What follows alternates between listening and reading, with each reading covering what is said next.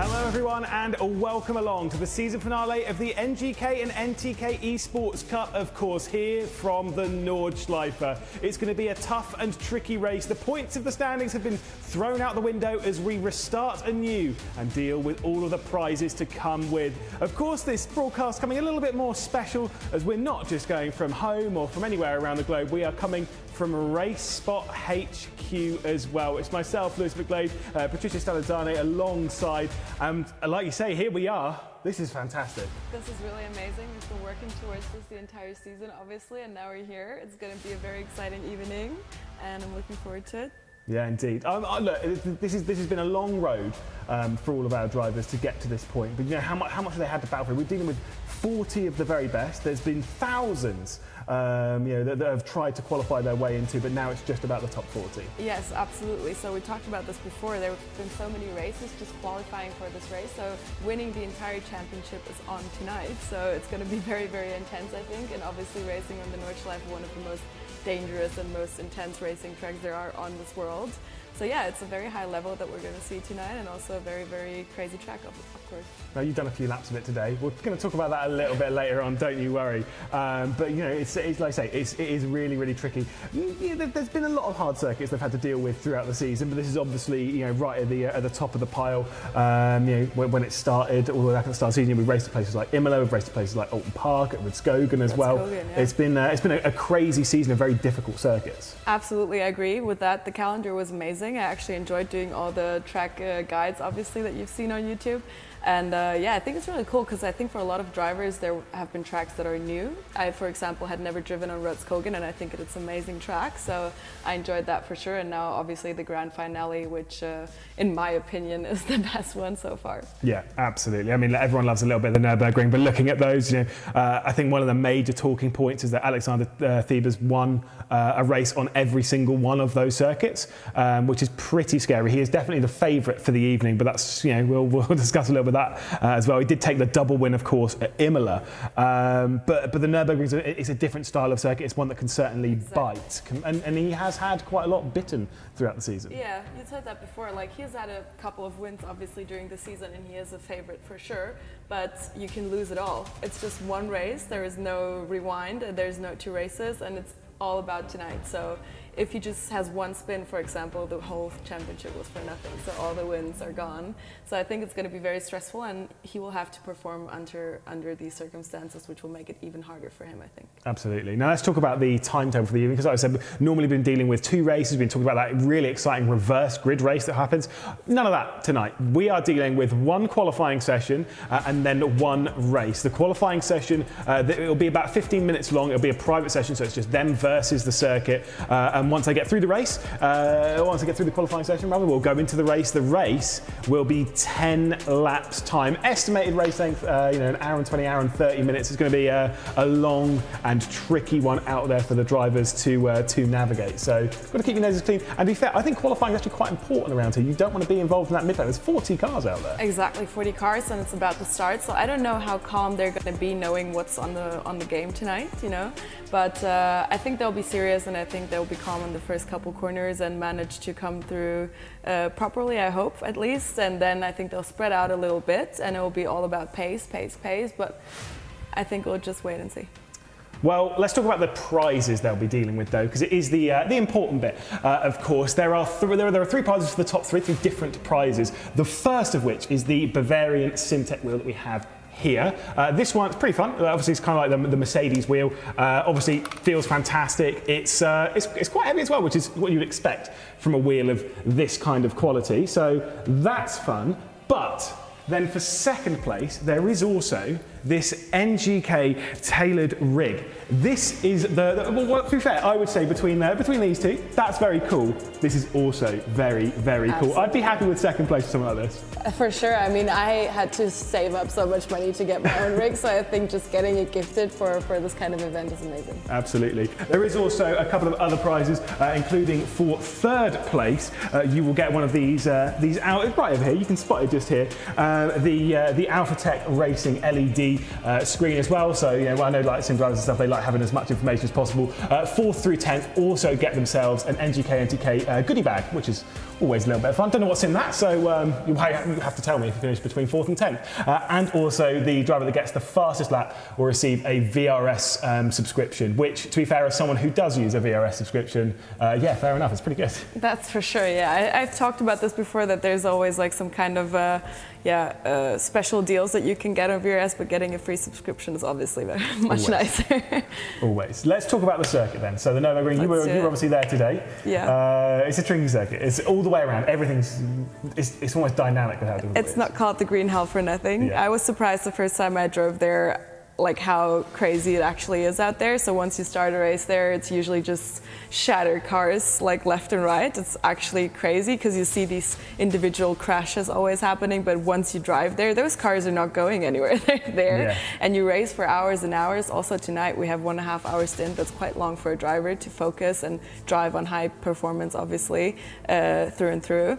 So yeah, it's a very, very intense track, but it's so much fun. For me, it's a great like mix out of tarmac racing and a little bit of rally vibes, I would say, because you have the jumps, you have the kind of limit racing, and it's a quite long track. It takes a while to learn by heart, actually. So yeah, I just love it a lot. So I think it's going to be amazing for the drivers tonight as well. I'm going to put you under a little bit of pressure. Let's go. Because I know the corner names, there's a lot of them in there. Oh, yeah. Like, what's the hardest part of the circuit? Do you know? Can you describe it? Ask me for the most fun part of the most fun part. Because I don't know the names I told you, but I love the part after the second jump. So there's like two compression parts where you jump like a little bit and then you have to brake immediately.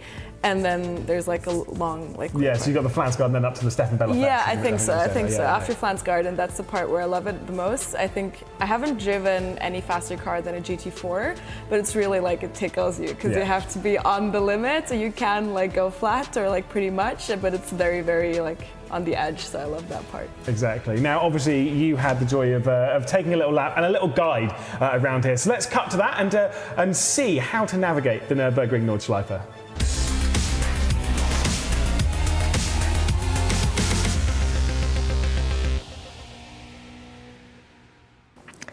Hello again, my name is Patrizia Stelizzana and I'm a professional race car driver. Today we find ourselves on the famous Nürburgring Nordschleife in preparation for the big finale of the NGK NTK Esports Cup. I've raced here a couple times in real life, also currently doing my permit here, so I know why they call it the Green Hell. So let me show you a couple examples on why they do. So we are starting the lap from the box in the GP track. So instead of going into Südkehre straight to the Nordschleife, instead we are going to drive onto the GP track. For the ones who race in real life, they know how wearing for the car this part of the track is, much more than the Nordschleife itself, which is why we go quite slow here, try to save the car in a balance as to how much time we lose, because the couple seconds that you can win here in the Mercedes Arena and the Kurzanbindung, it's not worth the tire loss that you actually suffer from going fast here. So we're gonna have quite the chill GP track into the Kurzanbindung, which is quite actually sad in my opinion, because I enjoy the hairpin at the end of the long GP track. But that's not what we're here for today. We're here for the Nordschleife.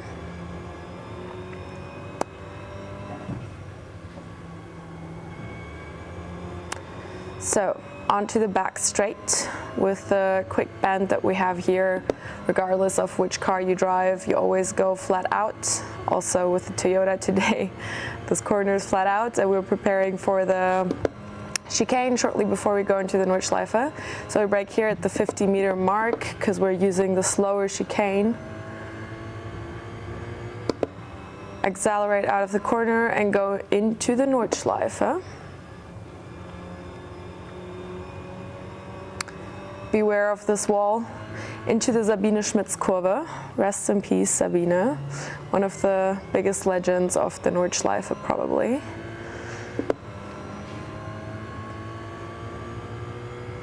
So this part is pretty much flat out depending on how warm your tires are.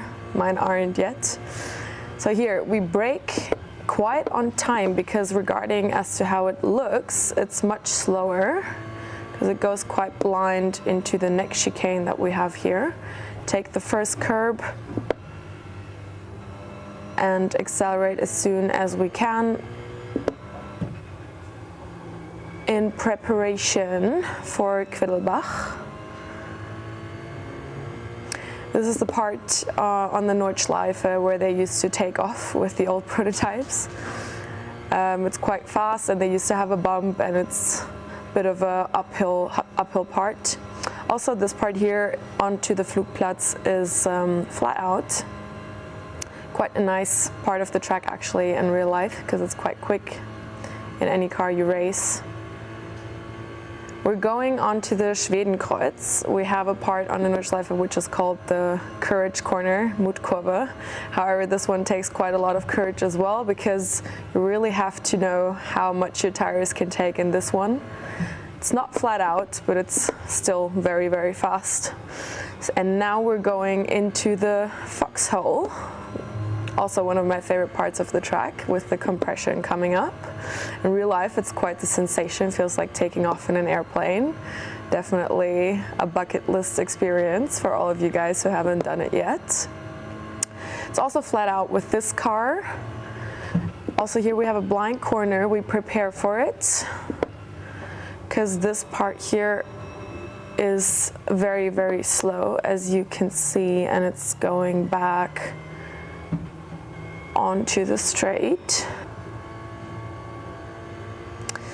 Now we are coming towards Breitscheid, a quite tricky corner actually, because it can be quite slow, and also traffic can come up in this place a lot, because the slow cars are very slow and the fast cars are very fast comparatively. We're coming towards Breitscheid with the beton wall, which we beware of in real life and on the simulator. So we are coming out of Bergwerk onto a longer straight into Kesselchen. I think the part where you can breathe through, besides Döttinger Höhe on the Nordschleife. This is, I think, where the cars sort each other out, and where you can overtake the slower cars. So here in this longer part of the straight, we have the Courage Corner, or the so-called Mutkurve, which with this car is pretty much flat out. And we are coming towards a highlight of the track. First of all, here, second gear, very long corner. Preparing the axle here, because it can be quite tricky actually. We're coming towards the carousel. Probably one of the most famous parts of the Nordschleife. I think third gear, second gear, and we stay inside and just carry it through. Quite fun. Always an experience for everyone.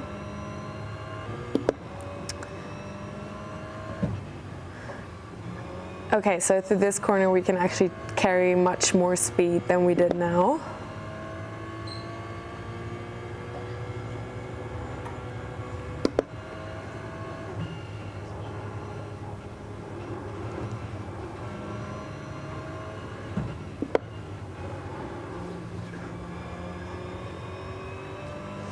Okay, so this double left-hander is downhill, so we have to beware of the braking point, which can be much sooner than anticipated. And we're coming towards the YouTube corners, because yeah, I guess this is the part where you as a racing driver have to prove yourself, because everyone's taking pictures and videos in real life. That's where all the spectators usually stand. We are coming towards the first little big jump that we have on the Nordschleife. You take off in this part, and in real life you have to quite embrace yourself and prepare for the landing, but here it's okay. Next one, the steering wheel gets a little bit loose here, but we stay flat out through the Pflanzgarten. This whole entire part, flat out, flat out, flat out. Now this right-hander, it seems like you could go flat out, but you don't. We brake. This part here is going uphill, so we can carry a lot of speed through this corner, as you see. Take the curb to prepare for this mini carousel. Take it on the inside, so much fun. We love it. And we're already coming to an end of the lap on the Nordschleife. Just a couple bends before we come up to the Dettinger Höhe. Flat out as soon as you can so you reach top speed as soon as possible, and can carry a lot of speed obviously over the whole entire straight, because that's where you can lose a lot of time actually, considering it's a race. Considering it's a cup and it's quite hard to overtake on the Nordschleife, obviously, this is one of the best places, I guess, to overtake, because you can really use the slipstream of the driver in front and kind of put yourself on the side and overtake now shortly before Tiergarten. Flat, flat, flat, and shortly before the bend we brake into second, or I did it with third, I think that's fine. Third gear coming onto the straight of the GP track. So that was it. Couple insights, one lap, just quickly around the Nordschleife. As I mentioned, it's one of my favorite tracks and I really enjoy driving it. I think it's much better to try it yourself than to listen to me talking. So yeah, I hope you're going to enjoy trying it yourself. I hope you got a couple insights, and I hope you're looking forward to the race as much as I do.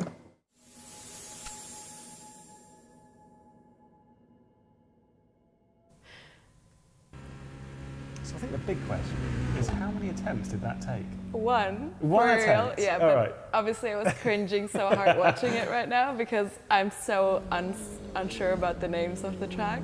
There's one little break with like me looking at the map. It's Tiergarten.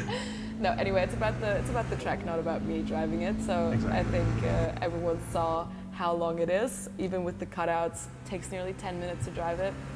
It's so amazing. So I really hope that the drivers not only race for the prizes tonight, but also for the fun of it. I think it will be very exactly. intense. I think like there are drivers like Thiba, for example, who are here to win. They are here to take the victory, to go after the top prize. Of course they are. That's what these drivers are here for. There are quite a lot of other drivers a bit further back there that maybe they're not even going to be fighting for the top 10, but they are here to be a part of this broadcast, to be a part of this event, to be a part of this journey. And hey, do you know what? Maybe they might sneak something.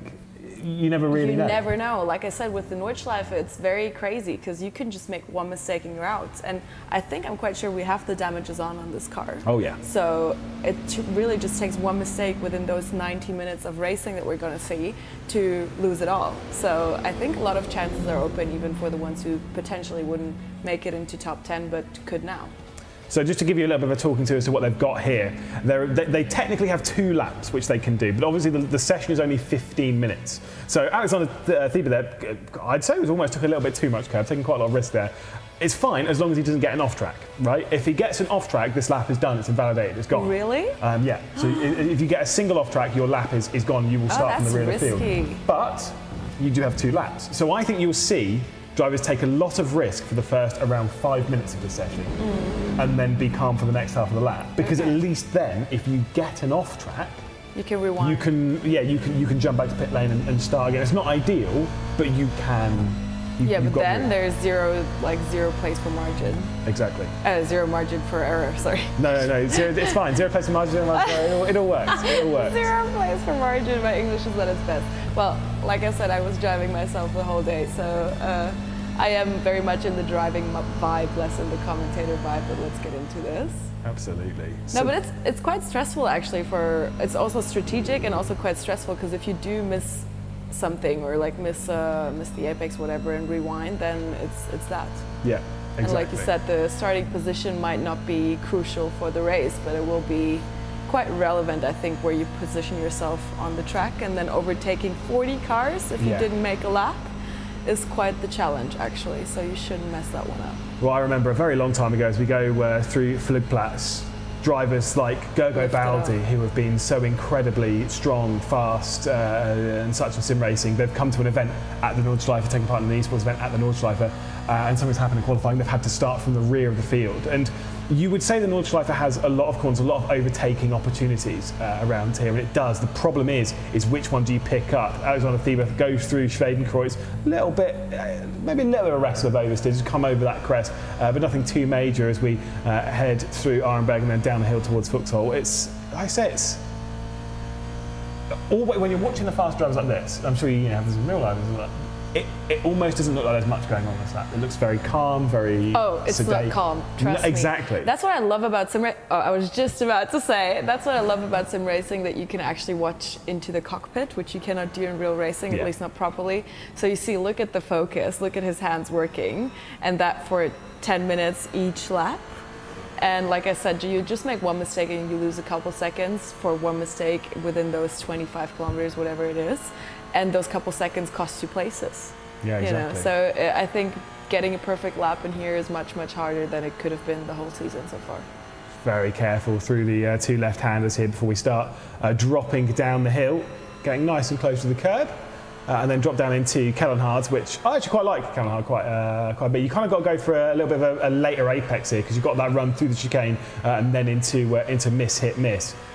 I'd actually say that this part of the track, and I don't fully know why, I'd say this is like my favourite bit. There's a really good flow around here once you actually find it. Honestly, I was thinking that today, at least the car I'm racing with right now, which is a Permit B car and not like a proper car where you at least have a little bit of aero and, downforce.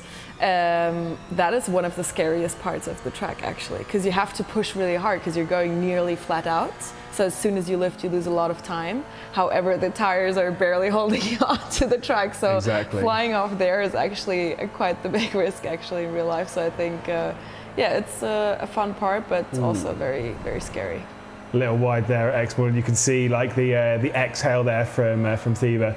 I think he knew that lap was, that corner rather was a little bit risky. Just went a little bit wide of the apex. And the thing is, if you run out wide there is an off track. There is not enough time now in the session where they'd be able to return to pit lane, get back out again and do a lap. So it's from now on, this is it. This is it. The laps are locked in. If you make a mistake from now on, that's it, it's done. But then again, obviously, you have to find the fine balance. Exactly. You're not going to go slow just because you don't want to risk it. However, you don't want to fly out. He has to push, but he should not over push. However, we know Alexander Thiba to be one of the guys who will rather risk it all, I guess. Oh yeah. Either he wins or he just doesn't. It was the interesting fact that I went through when I was talking about this beforehand. He's had 7 victories. He's had 7 podiums. All of them are victories. So that's interesting enough in and of itself. But he only had, in the point standings coming into this, which obviously only decides who's in here, so you may be taking more risk in that or not. He only had a 35-point lead. And that was a 35-point lead over a driver who only had 4 podiums. And only one of those was a victory, which is Vince Peters. So 6 victories less. Which is, I find very interesting that, clearly Peters had more consistency. I think the obvious conclusion, like we just said, is that he's really just a risk-it-all driver. Exactly. So he will go for the win. That's his only goal, I guess, which kind of makes him a usual racing driver, I guess. And it also makes sense because in a simulator you can obviously risk more. If you're racing in the real life in the Nordschleife, you will not risk it all for that one lap. You will rather take the second place. But I think I would guess that Alex will go for it as well today, and he will not step back to play it safe. No way. Not Alexander Thiba. I've never seen him do that. Over Hoact with the highest point on the race circuit, and now we start dropping down the hill. This is always the part where on laps, I say this all the time, if you treat the Nürburgring and Nordschleife as 3 sectors, this being the final sector from Hoact onwards is the part where, at least I find, the most crashes happen. Because I feel like this is the part that people have practiced the least. Because getting to this point is an achievement of itself. That is interesting. It's really, I would say, of the hundreds of laps that I've done around the Nordschleife, probably most of them have already ended by now. That's for sure true in the simulator, I would assume, because you said it, but funnily enough, today that was the case. I drove for 3 hours, like not full 3 hours, but over the time of 3 hours. And I think the most crashes that I saw were in that sector. So all the code 60s and everything were started from carousel. So yeah, you're right. There we go. Clearly I know That's a very cool statistic that you pulled out there. I just made it up. Well, it makes sense, so it's okay. I think most people would believe you. Now we're coming towards my favorite part. Hey, Stefan Bellof S through here. Like you said, in real life, this is quite a test. In this car, because like you've got enough grip, I guess you probably aren't really pushed too close to that grass on the left-hand side of the drive. Yeah, but in real life it's so intense because you feel like you're in a rocket ship. Whatever car you're driving, it's usually quite fast part of the track anyway, and you feel like sitting in a rocket ship just going left, right, left, right, left, right. It's really cool. I love it. Here we are then up towards, as much as it's not the final corner on the circuit, it is Galgenkop. I find this one really, really tricky. You kind of got to go out quite wide, as you've just seen people do, and then pull it back in. You've got to kind of hold it a little bit tight before you run out onto the Dezember Hoe. And the problem with that is that sometimes you can have that little bit of a misjudgment and run out onto the grass and get a 1x. Now, I say in the race, you're less bothered about that. In qualifying, you're now at the back of the field, so you've got to be really careful with that. And now you've got to be, try and starve yourself from boredom.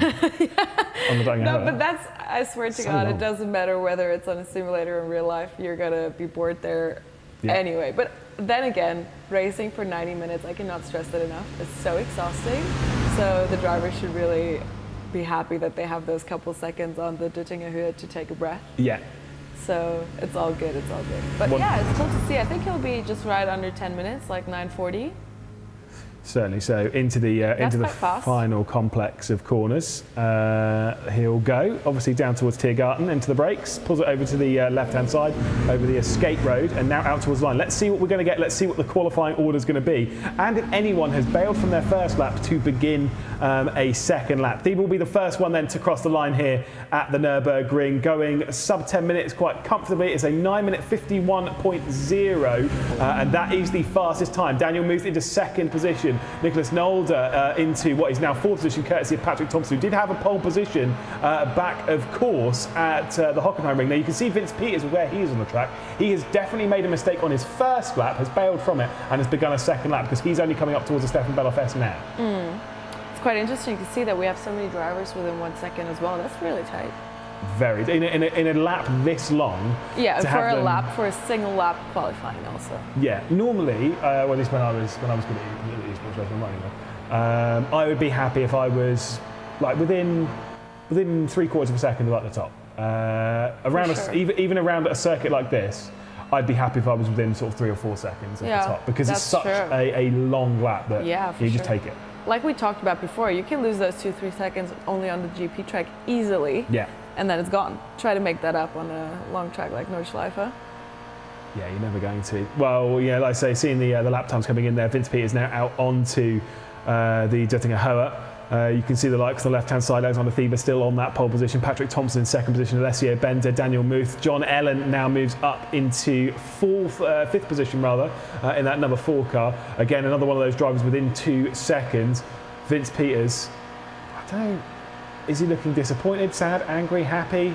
I am seeing you never know no emotion on that face. Oh, but that happens quite frequently. They will only show their feelings once it's over. So after the race, you'll know either they go up in flames and are angry about something, or they're celebrating like proper champions. So I think we'll have to wait and see who's coming out a winner and who's coming out a loser tonight. Darwin Romero up into the top 10. Now Louis Belicki moves his way into 7th position, knocking Romero outside of the top 10. I think Vince Peters, though, bearing in mind the pace and consistency we've seen from him throughout the main season, we'll see him move up into the top 10. He does not look particularly pleased. A bit slow out of the exit, maybe. There is Thiebe's time gone, so he's definitely not getting pole position in all of this. Across the line, he will go. Vince Peters moves to 7th position, 2 seconds off, which for a driver who we know is very fast, very consistent in this championship, I think that is a little bit disappointing for him. Yeah, that's what it looked like for sure. But then again, we said how important it is in the qualifying to still make up a good position. But then again, it's 90 minutes of racing, so I think he'll have a lot of time to catch up on those 7 positions that he maybe just lost. And like we said, I'm not too worried about making up positions on this track. No, absolutely not. As Alessio Bender is also just sitting, chilling, breathing, waiting for the session to come to a close. Yanxi Lin was actually pretty good in the final round of the online championship in the NGK NTK Esports Cup, of course. See what he does across the line. Moves up to 11th position, does Lin. So not too bad, but no one is threatening that time that Thiebe's put up. He knows, the thing is with Thiebe, he knows he's coming into this as the favourite, right? That's got to add quite a bit of pressure onto your shoulders. For sure. I mean, he managed dynamic qualifying, but Then again, will he really, when there's 40 drivers up his back trying to go for the win? Because like we talked, that's all we're here for tonight. We're just here for the NGK NTK Esports Cup champion.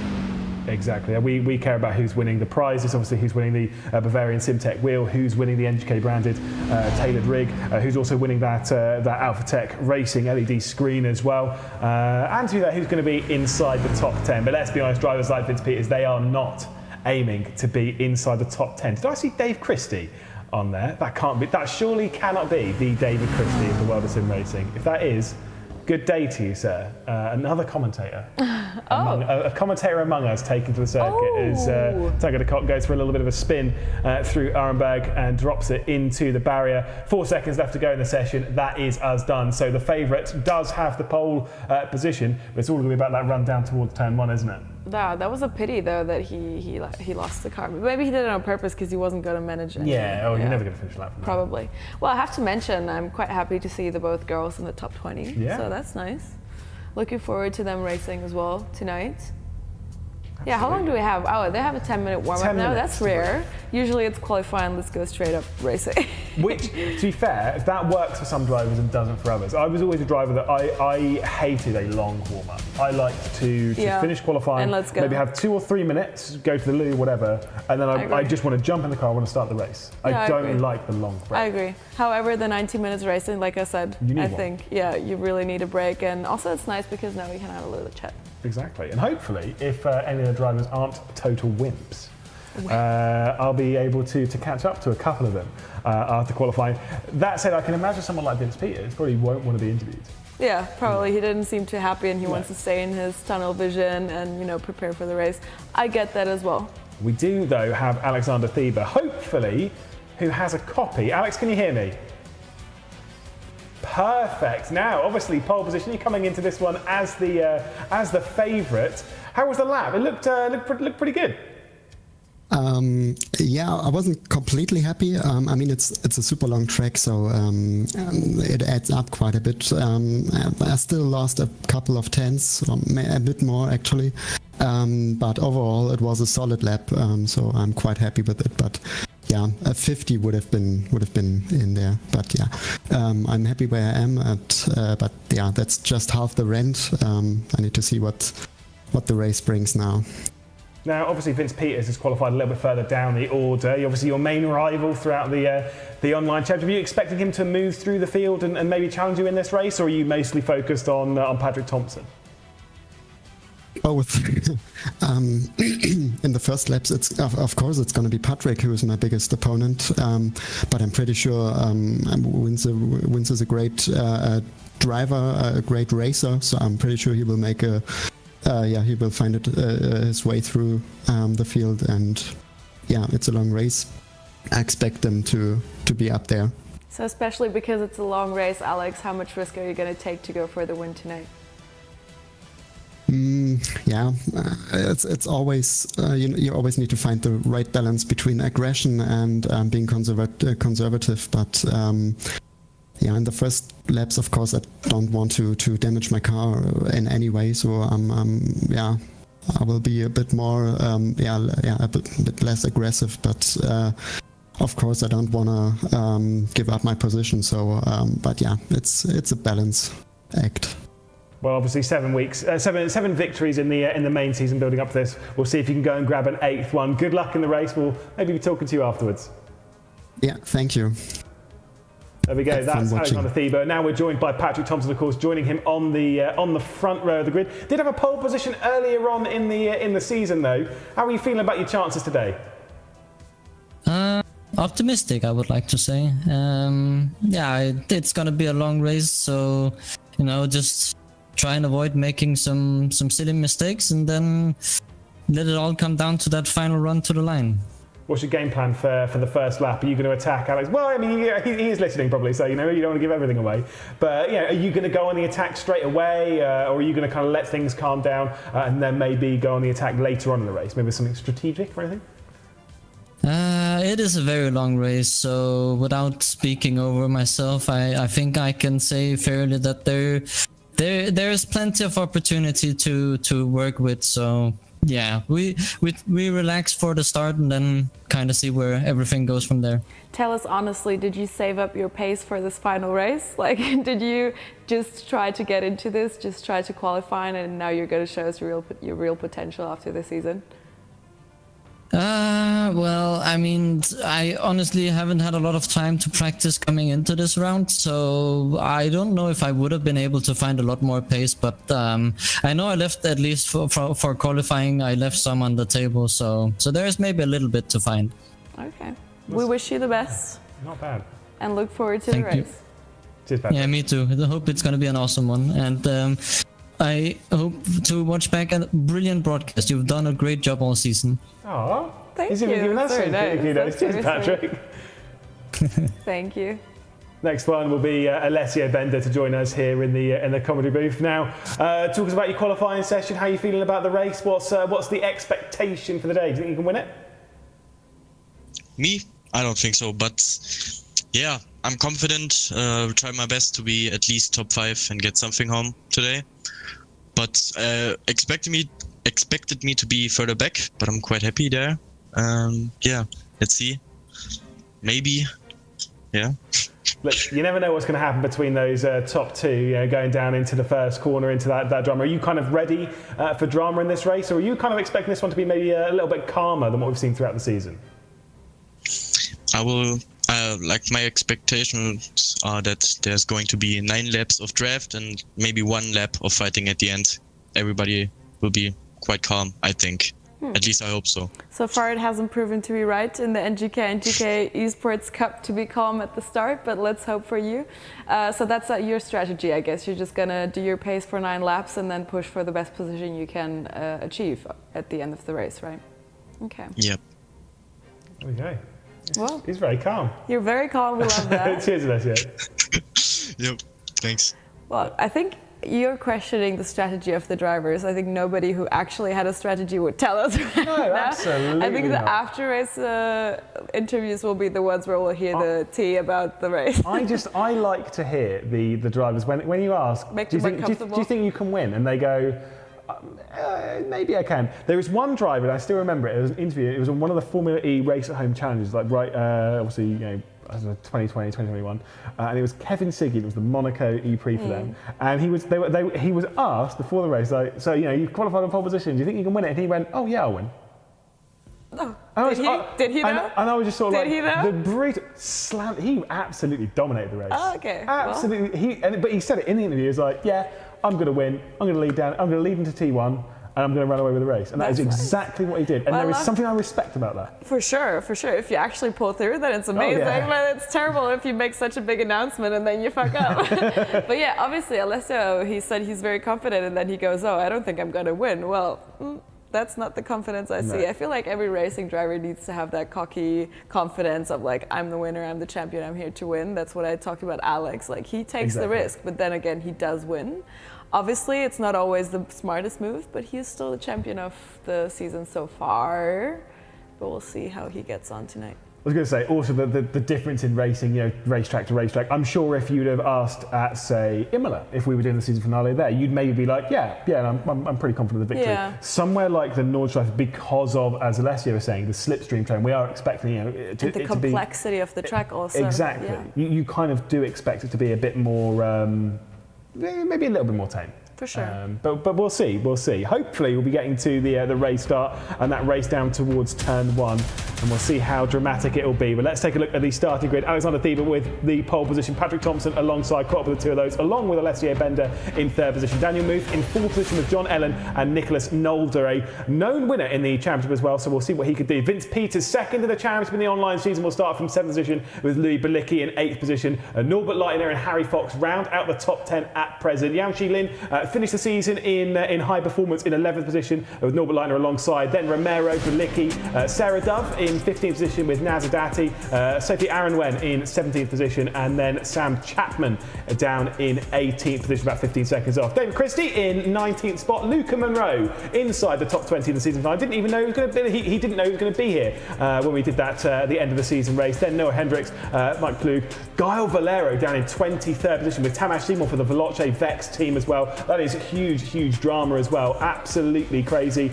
Mike Barber, then Stutsko in 26th position. Then Sapanen, and then Dario Dills with Tango de Kock, the blast driver that we saw having a bit of a crash into Arenberg in 29th position, right at the rear of the field.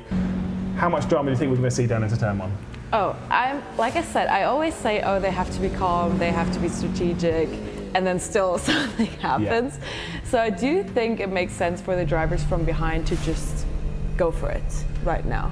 To just make their position and hope that they can kind of block the others and make them slow down. Because it is quite mental on the Nordschleife. Yeah. If you have someone slower in front, you will not push as hard. It's just a fact. So positioning yourself not only for the starting grid, but also for your long-term, I would just say, like fighting position on track is quite crucial in my opinion. So if I were starting from the back, I would actually quite send it on the GP track on the first lap. Really? To be honest, before going into Nordschleife, because then after it's not going to be that easy to overtake. The GP track is where people feel confident to overtake. Yeah, I think Guile Valero is definitely going to need to do that right away because he's one of the drivers that we would have expected to be up towards front competing for a victory. You know how good Guile Valero is. I do have a hot take for this track though. Which is of the however many corners there are, no one really knows because it depends on who you ask and blah blah blah, 170 whatever. Yeah. It does hold some of the best corners in the world of motorsport. It does also hold two of the worst, which is turn 1 and turn 2. You mean over the GP track? On this circuit, on this layer, where you go through the right-hander and then you skip over the Mercedes Arena section, you just go straight left. I honestly, I can't stand it. Really? Every time I drive it, I'm just sort of like, I would much rather do the Mercedes Arena section. I've got no problem with. I absolutely get it, but honestly, I would rather say it's T3 and 4, the chicane. I don't like the chicane. I mean, generally, it's just hilarious because Nürburgring is actually such an amazing track, but however, like you said, it's a proper love-hate relationship. Yeah. What I really do hate, however, is that they always cut off the hairpin. They always use the shortcut. But we don't use the shortcut in this. I know you did in your hot lap. Are you really? I'm pretty sure we run down to the hairpin. We run the full lap. That would be amazing. I'm pretty sure we run the full lap. I haven't seen that in so long. I feel like in years they haven't used the hairpin. Yeah, I mean, I do like running down into the... because hairpin and Michael Schumacher S is for me like the most amazing part of Nürburgring. And they always cut it out. In NLS where I'm racing now and on the Nürburgring GP races that I did. Well, they begin their formation lap. It's not really a lap. It's literally starting from the Duttingenhoe up towards the final section, going down into Tiergarten, and then of course out onto the start-finish straight. Again, you know, drivers like Alexander Thieber will be feeling the pressure to take the victory. He knows he is the favourite. He is feeling that. But you know, when you've got the likes of Patrick Thompson alongside, when you've got the likes of Vince Peters a little bit further down the fourth row of the grid, and hey, even. Don't necessarily count out a driver like Guile Valero to get their elbows out early on, maybe move up inside the top 10 and join the slipstream train which we're expecting. I don't think there's going to be a big gap, although I have just been told, I'm talking all this stuff about Guile Valero, I've been told he's got disqualified. Disqualified for what? I have absolutely no idea. He didn't attend the race briefing. Oh my God. Silly boy. That is really terrible, yeah. I think 0 out of 10. Imagine, no, but honestly, that is crazy. Yeah. Imagine you work your way up the whole season to come to this race and be disqualified for not attending the race briefing. But that's being a racing driver, guys. In real life, it's all the same. Bureaucracy and safety and all those things are a very big part of motorsport, actually. So. Gotta respect the rules. I can tell you, in GB3, the main championship that I commentate in the UK, if any driver missed the race briefing, 100% they would be thrown out of the Yeah, for sure. No for sure. doubt. It's the same in all the German races and international races I did as well. Absolutely. Well, here we go then into the final complex. Do you think Thieber's going to win? Do you think Peters might sneak it? Do you think Thompson from the front row might do it? Honestly, maybe I'm just hoping for it, but I do think everything's open tonight. I do think that nothing's written, and usually it proves right, because rarely it just runs smoothly. You know, have you ever seen a race where everything runs smoothly? I haven't. Absolutely. So Let's wait and see. Maybe he will, maybe he won't. Certainly not in the online championship we've had. NGK NTK Esports Cup then ready to come to a close. The 10-lap finale here at the Nordschleife. It's Alexander Thieber starting from pole position as we race our way down towards that first corner. Green flag is out. It's a terrible start from Thompson, though, who's having to cover off going down to the first corner. Great start, though, from Alexander Thieber, who will lead down into that first section. But watch out with how tight it gets as they run their way through the second turn. 3 wide on that second row. Thompson's dropping right the way back down the order. Big bits of contact going through the midfield, but nothing too major. I think we've got a big lead, and there's the crash, and that is Thompson being sent straight out to the barrier. Crazy, just crazy on that race start. So dramatic, so tricky to navigate. What do you make of that one? And we've only seen the front drivers, like the front rows, but I think everything is quite tight right now, and they're pushing. That's what I told you. It's never been calm. No, absolutely not. Well, Vince Peters has worked his way up into 4th position. Nicholas Zolder inside the top 5. A couple of looks down the order here. Yan Shi Lin has dropped back a little bit as Michael Hafler-Darson and Darwin Romero battling their way through the Dunlop hairpin side by side off the corner between the pair of those. One more off the road, though, is the 7:14. That is Sophie Aaron went from 17th position on the grid right now down to the back. That's a shame. However, like I said, I think we'll see as soon as they move into Nordschleife, they will have made up their position because you cannot go two cars into Nordschleife. So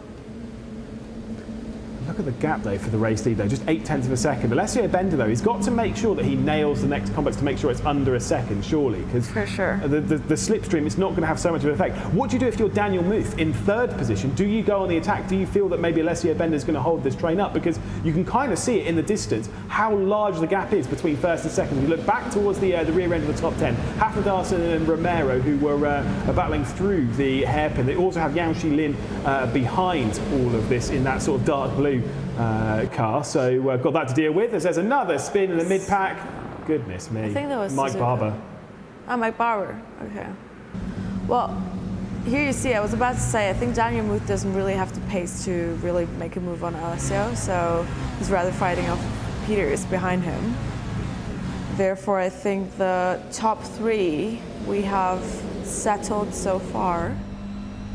I'm surprised Vince Peters was able to make his way through there, going on the first bar here of the Nordschleife, wrestling over them. Now I think everything will settle down a little bit, especially once they roll their way over the top at Flugplatz.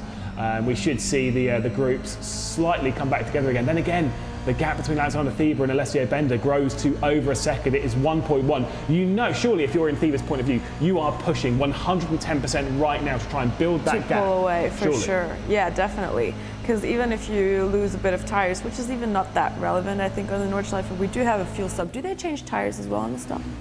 I don't know if they do fuel and tyres at the same time. I think they don't. So Okay. I would probably think it's just fuels up. Yeah, fuel I think they'll manage fine. So right now it's really just about pushing. However, Alessio can make use of the slipstream, as it seems, because he's pulled up 0.4 of a second. Yeah, absolutely. I can't remember how large the slipstream is in these cars, but you got to imagine it's It like probably seems around to be a 1.5. lot, and I can imagine, yeah, because the cars are not that powerful. Yeah. So having a slipstream over a long straight is quite essential, I think, comparatively to the smaller tracks we've raced this season. On board with Vince Peters looking at Daniel Muth, Alessio Bender and Alexander Thieber ahead. This is exactly what Alessio Bender expected from the race. I'm sure he maybe had a bit of a heart-in-mouth moment seeing that gap get to 1.1, 1.2 seconds. But it's really important when you see that gap there to not actually push too hard, right? Because if you do push too hard, well, that's when the circuit will bite. That's when you're outdriving your own ability, where you're actually going to cause more problems. Absolutely. I've realized that myself. Sometimes you tend to over-push, like you push into the corner, and then you lose it all in the straight. Obviously, you have the advantage of having slipstream, but you have to really maximize it and make a move. You have to have a great exit and then use a slipstream, and that's the only chance you can get to really put yourself next to the car in front of you. Tamas Simons worked his way past Luca Monroe at the back end of the top 16, so Simons working his way up the order. Obviously, was starting a bit further down, around kind of the same point that Gar Valero should have been starting. Just 2 retirements from this race, Mike Klug being one of them, and of course, unfortunately, Patrick Thompson from that race start. I mean, he didn't sound 110% confident in the interview. He didn't, no. I'd need to see a replay time and time again of what actually happened coming out through turn 2 to actually really understand. Let's save that up for when they have actually settled down, I think, but we should see for sure, yeah.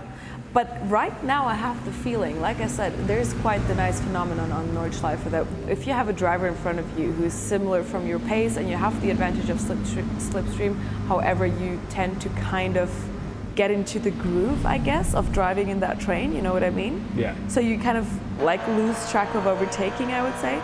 So I feel like they might not even pull out that much from each other. So it's possible that they'll stay in quite the tight train for the entire race. I think the big deciding factor will be when they stop. Right, as far as we're aware, they should be able to do this on one stop relatively comfortably.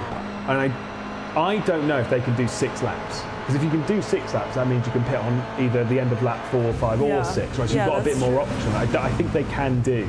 Well, I'm sure the guys tested it beforehand. We kind of messed that one up not asking before. Oh, 100%. But yeah, I'm curious to see as well if all of them are going to stop at once, like just come in one choo-choo train into the pits, or actually scramble over laps 4 to 6. Exactly. This is the thing, is that if you can pit on lap 4 and do the 6 laps, then I would rather pit. Yeah, I would also do an undercut. It's the most important thing. If like I just but don't. imagine I don't someone want to tries an else. undercut and then rolls out a couple corners before the finish line. Oh yeah. That could happen. Oh, I've seen that happen. Same. Daniel Muth here, one of the drivers with VR. We usually have 2 or 3 drivers with VR. I think there's been an issue for John Ellen. Ooh. Oh my goodness, an enormous crash here. Yaoxi Lin as well involved. He's the one who's stationary there on the right-hand side. Is getting it into reverse finally is John Ellen. It's freebies for everyone. Bit more contact as well, as Yaoxi Lin did not quite judge where the front end of the car was. John Ellen was running up inside the top 5. So that is a big, big shame for the Dura Esports driver.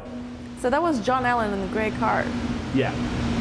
We really need to see what happened there. They were quite in the front, were they not? I was going to say, I think Ellen was definitely was inside the top 20. I think I think it was running in 5th. Oh, that is a pity. That is a shame. And we thought it's all going to stay on the GP track. They're already coming to an end of the Nordschleife, or at least halfway through it, and we see another crash. I'm always expecting crashes around here. Me and I'm too. Also that's what I told you. That's what I think we'll have a much more eventful race than we imagine, because I think there will mistakes be coming to the end of the race, because like I told you, 90 minutes of Nordschleife can be quite stressful for the mind. So I think we'll see some little struggles like we already did, but even more to the end of it. And at the beginning, I think they'll be more aggressive than we can expect. Right. Let's see what happens. So John Ellen has dived down the inside of Nicholas Nolder and then gone for a spin. Ooh, yeah. Goodness me, and that's good. And that's where he obviously got tapped coming through by Yaoxi Lin. So. Yeah, I think he really just missed the braking, missed the proper braking, and then flew into it and then got spun around. Oh, switches here. What has happened? Louis Belicki potentially with a slowdown around the ice curver part of the track. I'm trying to wonder where there is one up there. I mean, if you go on a straight line going through ice curver, then you will actually get a slowdown. But it's so unlikely that you'd be able to. Yeah. Who knows? Either way, that's probably what's happened. Either way, he's dropped down to 8th position. That's the important bit. We have one car pulling away by 1.6 seconds now from Daniel Muth, Vince Peters. What has happened? That's what's happened to Norbert Leitner. What's happened to Alessio Bender, who's down in 5th spot? Oh. What's happened to him? Oh, we don't know. I think it's happened whilst we were taking a look at that replay, but Alessio Bender is no longer a part of it, being told to slow down as well. So we obviously saw a slowdown for Belicki. So I'm wondering if there has been the exact same slowdown for Alessio Bender, and now that gap is 1.5 seconds. Surely if you're in this train, bum drafting? Yeah, Surely. definitely. And we see, I think it's quite hard for the drivers to manage how much they can push, because obviously some of the drivers over-pushed and spun. We saw 2 or 3 examples of that. And some of the drivers who just get a slow time penalty for track limits or whatever it was, or aggressive driving.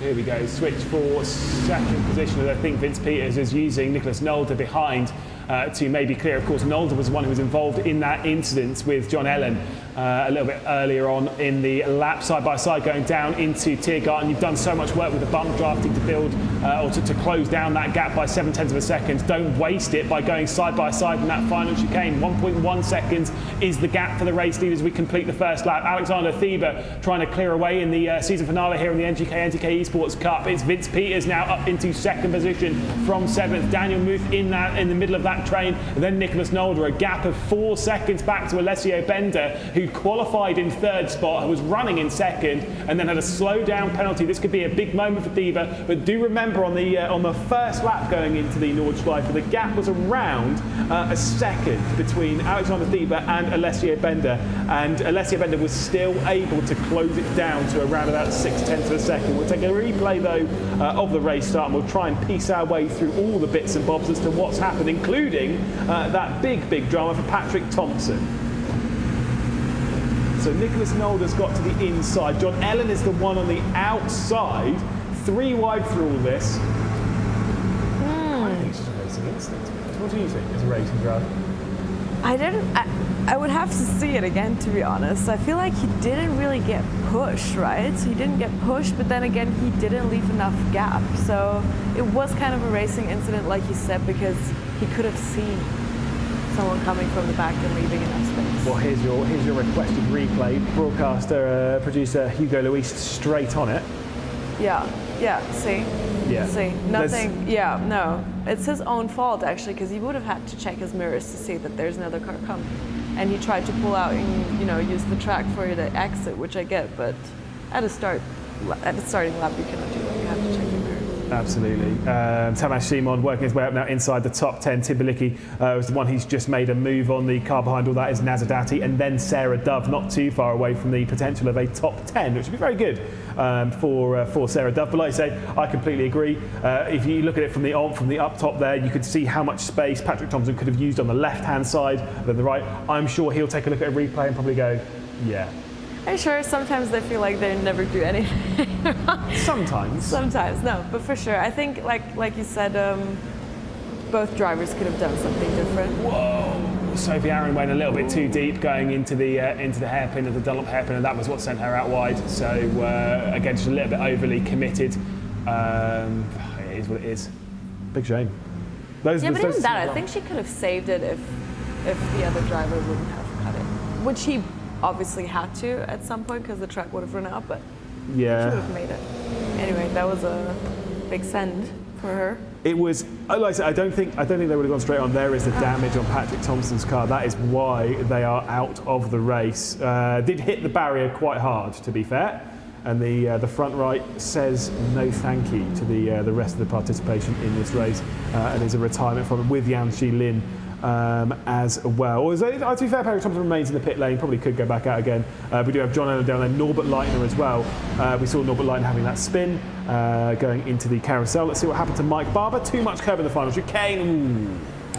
I wanted to mention that before. I think the viewer should not underestimate how hard this car is actually to drive. It's used as an entry level car to drive because it's so, I would say, technical. You really have to know how to balance it because it's very, like I said before, agile, and you really feel it go from one side to the other. So you cannot throw it around too much.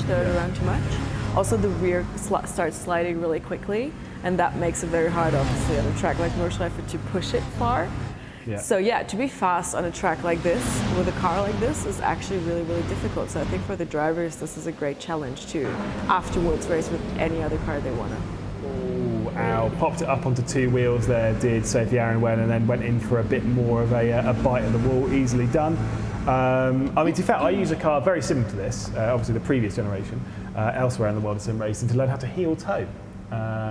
Because I was like, this is the kind of car that has the right characteristics to easily, in air quotes, learn how to do the heel toe technique, which is completely irrelevant in the world of sim racing, but sometimes a bit of fun to learn, isn't it? I can imagine. I wanted to ask before, did you do a lap on the Toyota GR86 with like with this setup? No, on the Nordschleife before? no. You should have. I should. We got sim rigs in here. I was about to say, I think we should do that sometime to race against each other and see how we would make it in a field like that, you know? See where we would stand pace-wise.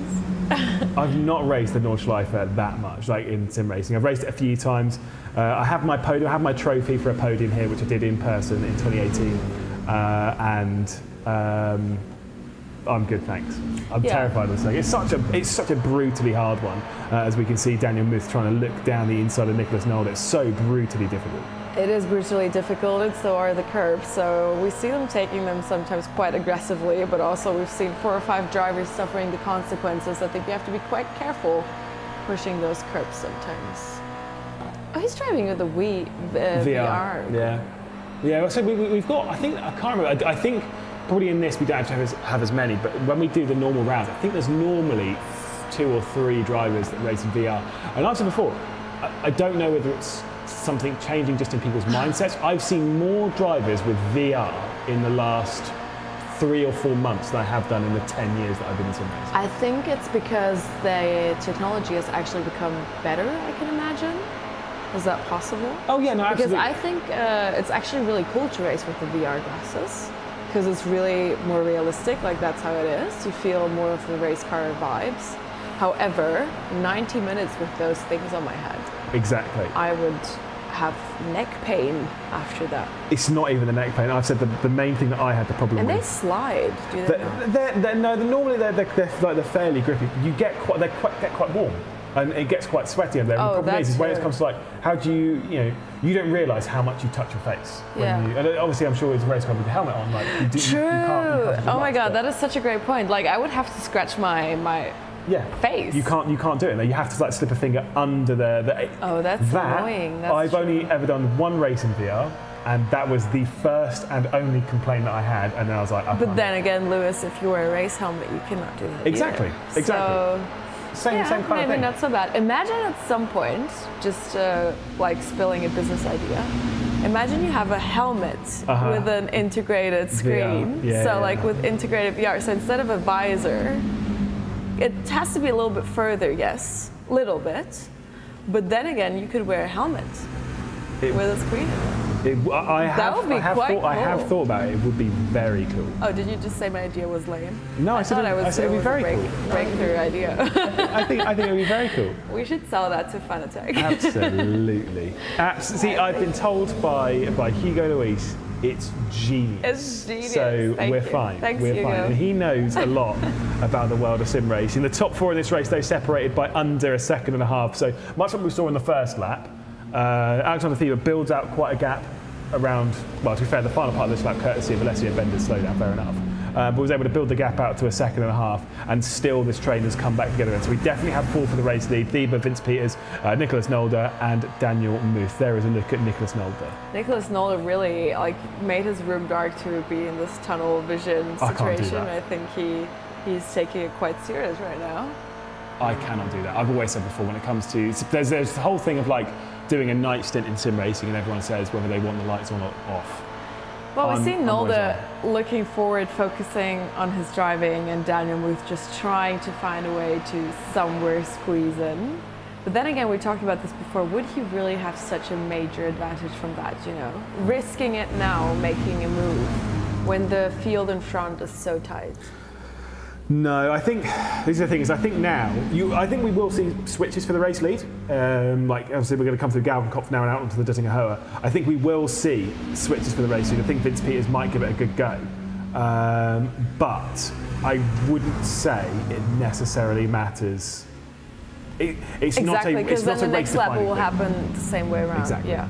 No, I can imagine. I think it wasn't wrong. Who said it? Did Alessio say it? Alessio did, yeah. To really wait for the last lap. I mean, that's a great strategy for any race, usually. If you're P2, P3, just keep it calm if there's no one pushing you from behind. Instead of starting a battle, which will just lead the pack behind, to catch up. Exactly. Rather just stay where you are and wait for the finish line. See what Vince Peters does now. He's actually going to go to a bump draft. Fair enough. And it's all a big choo-choo train as Thieber gets a bump draft from Peters. They're all pushing each other away from the rest of the field. The thing is, like I say, it looks amazing. At this point, right? if they keep doing what they're doing for the next 8 laps, right? The worst you are going to finish is 4th place. Yeah. Pretty much the absolute worst. Unless you crash, the worst you're going to finish is 4th place. Then again, imagine you lose the Alpha Tech Racing lights to a goodie bag for 1 position. Don't get me wrong, a prize is a prize, but yeah, you're goddamn right. A prize is a prize. I would take the prize if I could, so I would full on send it if I was on P4. Yeah, exactly. And then again, P4 sending it in such a tight pack would mean all 3 in front scrambling their positions. Yeah, but again, I mean, let's be honest. I'm sure you'll take the Avtec Racing LED screen, fair enough. But again, you've got an NGK branded Taylor rig. You've got the Bavarian Syntec wheels. Well, there's a lot of options for prizes in there. So I'm pretty sure you're always going to be wanting to send it. Always going to be wanting to go for the gap, but. Right now, things will be fairly calm. Thieber from Peters, from Nolder, from Muth, about 5 seconds back to Alessio Bender, then Harry Fox, Louis Balicki and Darwin Romero, all 4 of those involved in one tight train. They work their way down into the Dunlop hairpin once more, and things do indeed calm down. So you say when you race, do you not do the hairpin really at all? No, never. Have you never been down there? I have. I have. Right. Obviously, that's why I know that I love it so much. Yeah, but right. I did it, I think, for the last time, honestly, in 2019. Goodness me. Or 2018 on a random testing day on the Nürburgring. Ooh. I thought it was going to be a bit side by side with Schumacher and That Harry was a quite Fox. clean overtake. Louis Balicki dropping back now to 7th position. But anyway, as you were saying before, you were rudely interrupted by some excellent racing. That was a really good overtake. It was lovely. Very clean. But it makes sense to use the GP track for the overtaking, like I said, because it's where people feel, like drivers feel most confident and most home, I guess, because they've driven the GP track for sure 100 times. However, doing 100 laps on the Nordschleife will take much longer. So yeah. However, I was saying since 2019, they have never used the hairpin for any race events. I think the for reason, none, yeah, right. The reason is for that, from what I've heard, maybe it's just rumors, that they want the grandstands to work better because it's very hard and far away to go for a GP track to the hairpin and watch the race there. And a lot of exciting things happen there, so it's kind of scrambling for the viewers. So it's all just for the spectators, apparently. Maybe. I mean, I'm excited. I'm happy that at least I went there in 2018 and I have plenty of photographs of people running through the hairpin. For sure, and there have been amazing other events. They always have these kind of like drifting things and whatever on the Nürburgring. There's all kinds of other festivals and stuff that are on the ring besides racing. And always at the hairpin they do the coolest stuff. I have a video on my phone as well. Honestly, it's such a good part of the track. And I'm glad we're racing around in here. Here's Alessio Bender, who we caught up with pre-race, qualified in 3rd spot, was surprised by it. Did say, to be fair, that he'd be happy with the top 5. Part of me thinks that he'd be significantly less happy with the top 5, considering he was running in 2nd position and got a slow down penalty.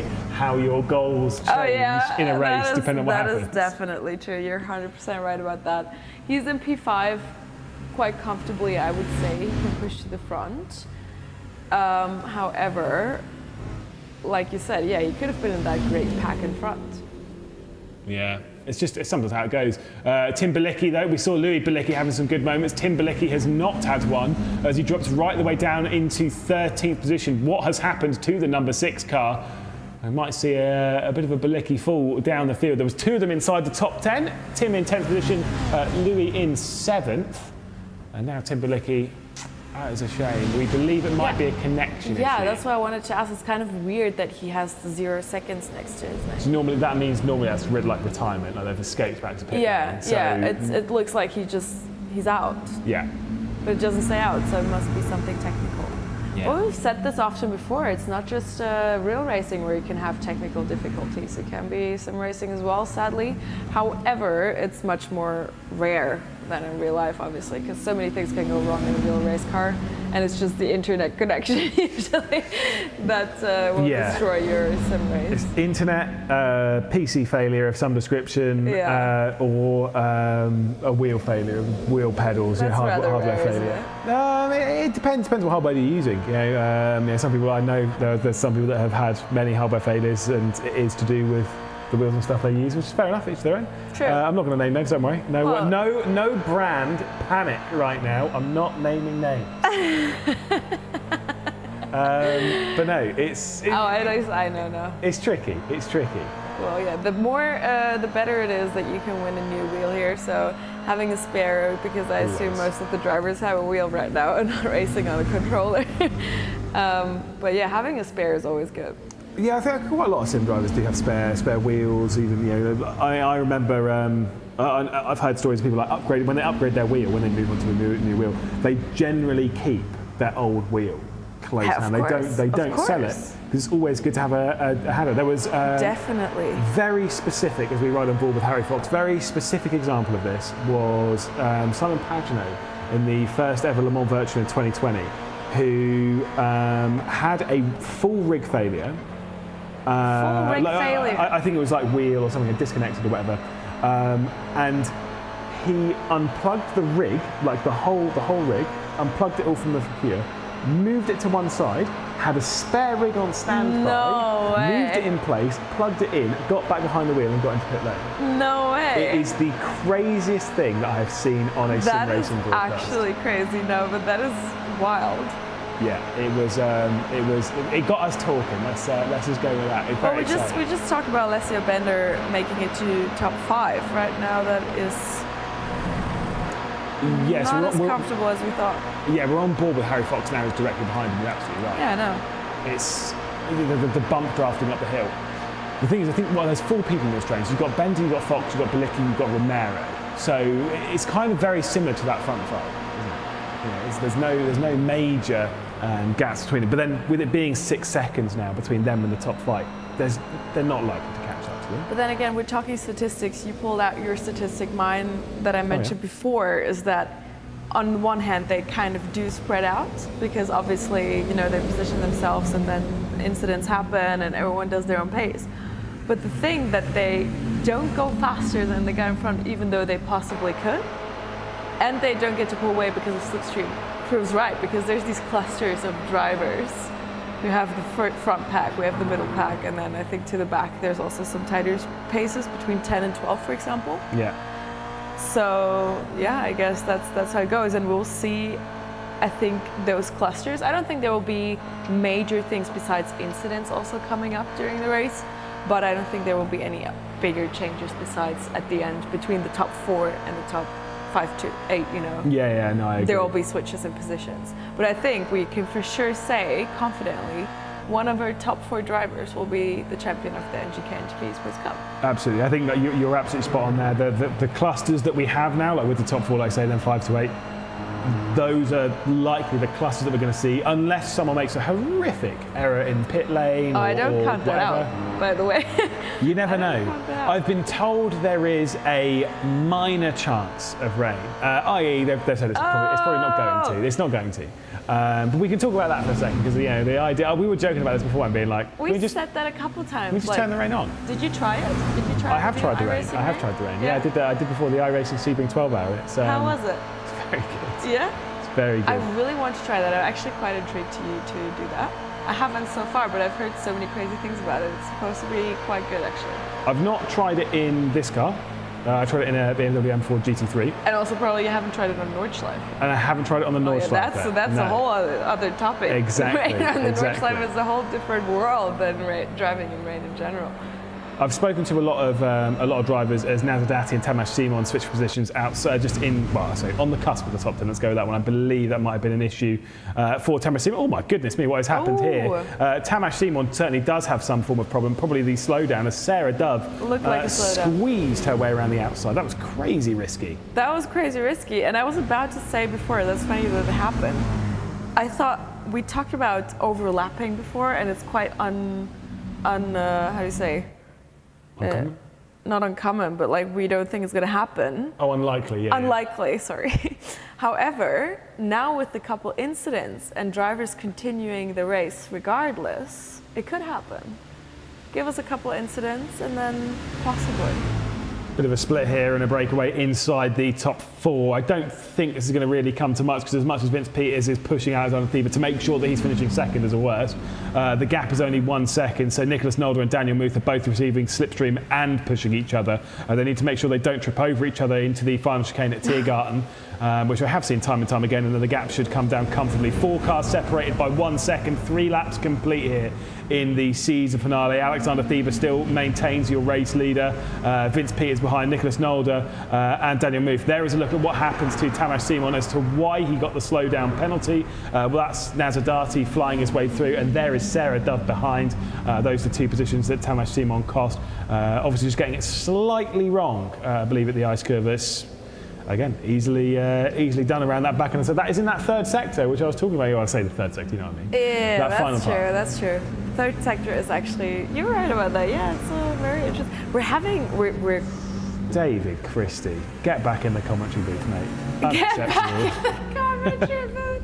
Oh no, another one. Louis Balicki, another one for a bit spin. That is in the battle between 5th and 8th. That was unpleasant. Did he spin by himself?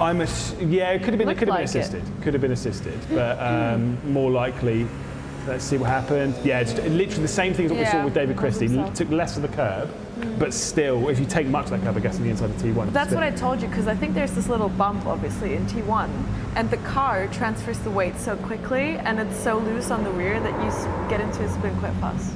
Do you disagree? No. I completely agree. I'm just shaking my head at David Christie going for another spin. I expected better from him. Oh boy. Well, next time we'll have you as a commentator on the rig. Yeah, no, it's fine. No, do you know what? To be fair, actually, I once we do Race Spot Friday night prime time, which once it was Formula 4, and it was at Interlagos.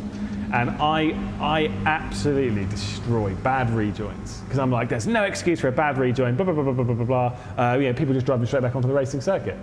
And you did that? 100% I did that. Oh, boy, Lewis. And honestly, I was, as soon as I did it, I was devastated. I was like, oh my God, no.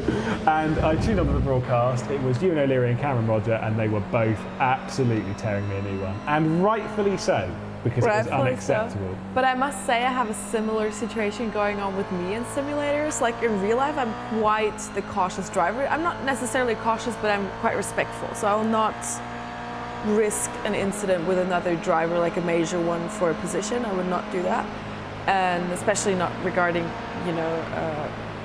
faulty driving. However, on the simulator, I just have no feeling for how much space I have left to the other drivers, I guess. That's where VR is good for you then, maybe. Maybe. That's what I'm saying. I imagine it to be really good, because I crash a lot on the simulator because I don't have a feeling for the car there. Yeah, no, I can see that. That looked honestly horrendous from Nazardati. Really struggling ahead of Sarah Dove and Tamas Simon, so getting the line all completely wrong.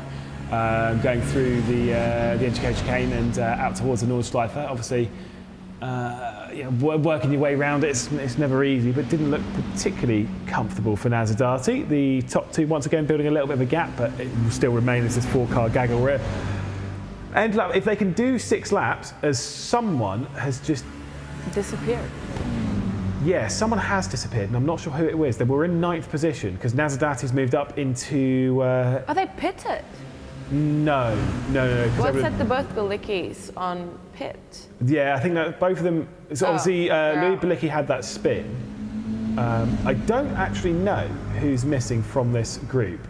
If they escape, do they go back to the pits, or does it say out? It will say pit. It depends on if they've actually forced the car to retire or not. Okay. I don't know. Maybe we're going crazy, but Nazardati was definitely in 10th position. I need to mention how intense it is between the top 4 right now. It's crazy. Like I said, we have 6 more laps to go. Oh my goodness me. Going through Schwedenkreuz, side by side between Sarah Dove and Nazardati. Oh, going down to Warenberg. There might be a bit of a look as well from Nazardati trying to come through, but Sarah Dove, that was brave. She's on fire for sure, yeah. That's crazy. She's going all out today, I see that. Inside the top 10. Obviously, those the drivers that are inside the top 10 do get a goodie bag. Those 4th through 10th do get the NGK NTK goodie bag, so there is that. Fastest lap of the race, again, do get that VRS subscription, as well as those prizes we've read out for the top 3. I don't know who would have the fastest lap, because it's most likely one of these 4, but which of these 4 would it be? There we go. It's Vince Peters who has the fastest lap of the race at the moment. Thank you, Hugo Luis, on the controls. I was about to say, I assumed it had to be either position 2 or 3. I was going to say. Yeah, they have to be the quickest one, considering that they pull up the second over the lap due to slipstream. So, would make sense. I would have actually more thought it would have been third or fourth. It's funny how Hugo made it purple, but on the left side, I think it's always the driver with the white. No, the white check is who we're looking at. Oh, are you sure? Yeah. Really? Yeah. Oh, see. When it's not, that's because Hugo's pressed on the button. That's fine. That's just hashtag blame Hugo moments. It's fine. I thought so. But we're currently focused on Vince Peters, which is the white check on the TV tower. That makes sense. So you learn something new. Here we go. See if there's going to be a move up towards the louder kink. Oh no, not really. Vince Peters had a bit of a look, decided not to go for it, trying to find his way past Alexander Thiebe. Just keeping Thiebe a little bit busy, you know? It's a racing driver's strategy. Just show yourselves on the mirror sometimes. That's also why we use these flashlights and everything. Yeah. Just to remind them we're there. We're not chilling behind you. We're still ready to attack, making the other driver nervous and hoping for a mistake. The easiest overtake is the one you never have to make because they've been it. Yeah. And it happens so often. There are certain drivers, I've always said, I was having a conversation with Gergo Bowley, who is a 2-time WTCR Esports champion. He's very, very good in the world of sim racing. I was having a conversation with him when we were racing in the same championship once. And I said, I'll never look down your inside into a random corner because I know there's no point. He's too good to be distracted by it. So I was like, it's a waste of energy. But some of the, sometimes when you're on a reverse grid and you're coming through the order, I'll always do it because it's like, I could get them off the road. And it works almost every time. It's fantastic. That is true. It's the same in this kind of group. Like, I wouldn't even really bother with Thiebe because I know that he is such a good driver, such a strong driver. Yeah, very collective for sure. Whereas there are other drivers on the grid, like David Christie, get him out of there. I'd give him a look down the inside, he'll fly straight. Poor guy, man, he'll watch the stream and he'll be devastated. Especially if it's a completely different David Christie. I don't think it is, I'm pretty sure it is. Oh, that would be hilarious. Poor guy. No, I'm pretty sure it's the same dude. Well, my father always taught me, so I grew up racing with my father pretty much. My father was a rally driver, which is maybe why I love the Nordschleife so much, because I do think it mixes my experience from, circuit racing and my bloodline, I guess. He always taught me to only look front. So in karting, where people, like drivers, tend to bend their necks backwards to see whether someone's behind, ready to attack. It doesn't matter, because whether he's there or not, you have to push your best pace and get to the finish line. Absolutely. At the end of the day, it's who's gonna be quicker to the finish line. So it doesn't matter whether someone overtakes you. If he does, he will. And you continue pushing behind him forward. So, I was never allowed to look back. And I had quite a funny game with my father going on. Every time I looked back and he caught me, I would get a penalty. Some funny penalty, I don't know, 10 push-ups or whatever. So it's quite a good lesson actually, because it means like we have with the qualifying here going on, with the single driving, which is again quite stressful and unique in my opinion, because in real life you can always lean on something, having someone in front or being pushed by something. What are you looking at? I was trying to work out what was in the background of Tamas Simon's house. I was like, what is that? Is he in a bathroom? Or something? Yeah, no, I don't know. It looks like he's in a bathroom. I don't know what I always say this with Arjuna. That's funny. I love looking in the background of sim races. Oh, that's creepy also. It's just funny because it's just interesting, isn't it? Yeah, it's true. That's true. Sometimes you see a beautifully designed sim racing room with trophies and helmets in the back of the racing drivers especially, and then you see someone sitting in a bathroom. Yeah, no, exactly. The rig in the bathroom. Exactly. Hey, if it's the biggest room, it makes sense. I mean, this is why I make sure that the back of my sim rig is against the wall. If you wear VR glasses, then you don't see what's going on. You don't You care have anyway. No idea. Tamas Simon obviously being one of the two drivers on the grid, at least we've seen, that use VR. Obviously Daniel Muth, the one in fourth position, is another one to have done so. I feel like they're getting closer by the lap, no? It's within a second. Usually they come around 1 second each and then pull up on Dettinger Höhe, but now it's 2-3 tenths. Yeah, I mean, it's been last lap it was about 2 tenths between, or they were bump drafted between the top two, and then there was about a second gap between them and third and fourth. And then those two, Daniel Muth and Nicholas Nolder, were together. These four have not switched position courtesy of the more bumpy. They can switch positions. This is the thing with this kind of race. For sure. They can basically switch at any point. Consciously don't, yeah. You're absolutely right about that. And the reason for that is surely it's just to make sure they're building the gap as much as possible. Yeah, but then again, I think right now with 10 seconds, I think the gap is not the crucial thing. It's more about they don't see the necessity. It's not about the gap. It's like, why would you risk it now? Because then you would be the one who has to look in the rear mirror more, you know? That's the whole point. Because you will frustrate the other driver much more by overtaking him now than saving it for the end. Nicholas Zolder seems like... I don't know if that is he sleeping or is he being like upset about something? I actually kind of think, I don't know if he was giggling or something, or Did maybe you do like maybe second nap? You know, there's this joke in Germany when you're tired and you're driving on the Autobahn that you do like second naps. Oh wow! Like you just close your eyes for a second. Oh, like 2, or like 3. I would. And then it's like a game of how far you can go before you're off the Autobahn. I would recommend to anyone, if you do drive, don't try that. Just to clarify. Definitely. It's a terrible dark humor joke, by the way. But I thought in the simulator he might be doing it because it's a 90-minute race, quite exhausting. For the eyes. I'm trying to wonder, but I don't think I've ever fallen asleep in the middle of a sim race. I have quite, in a sense. So there was one race I was in at Silverstone, and basically it was in Formula 3 style cars. It might have been one season ahead of that. I can't remember.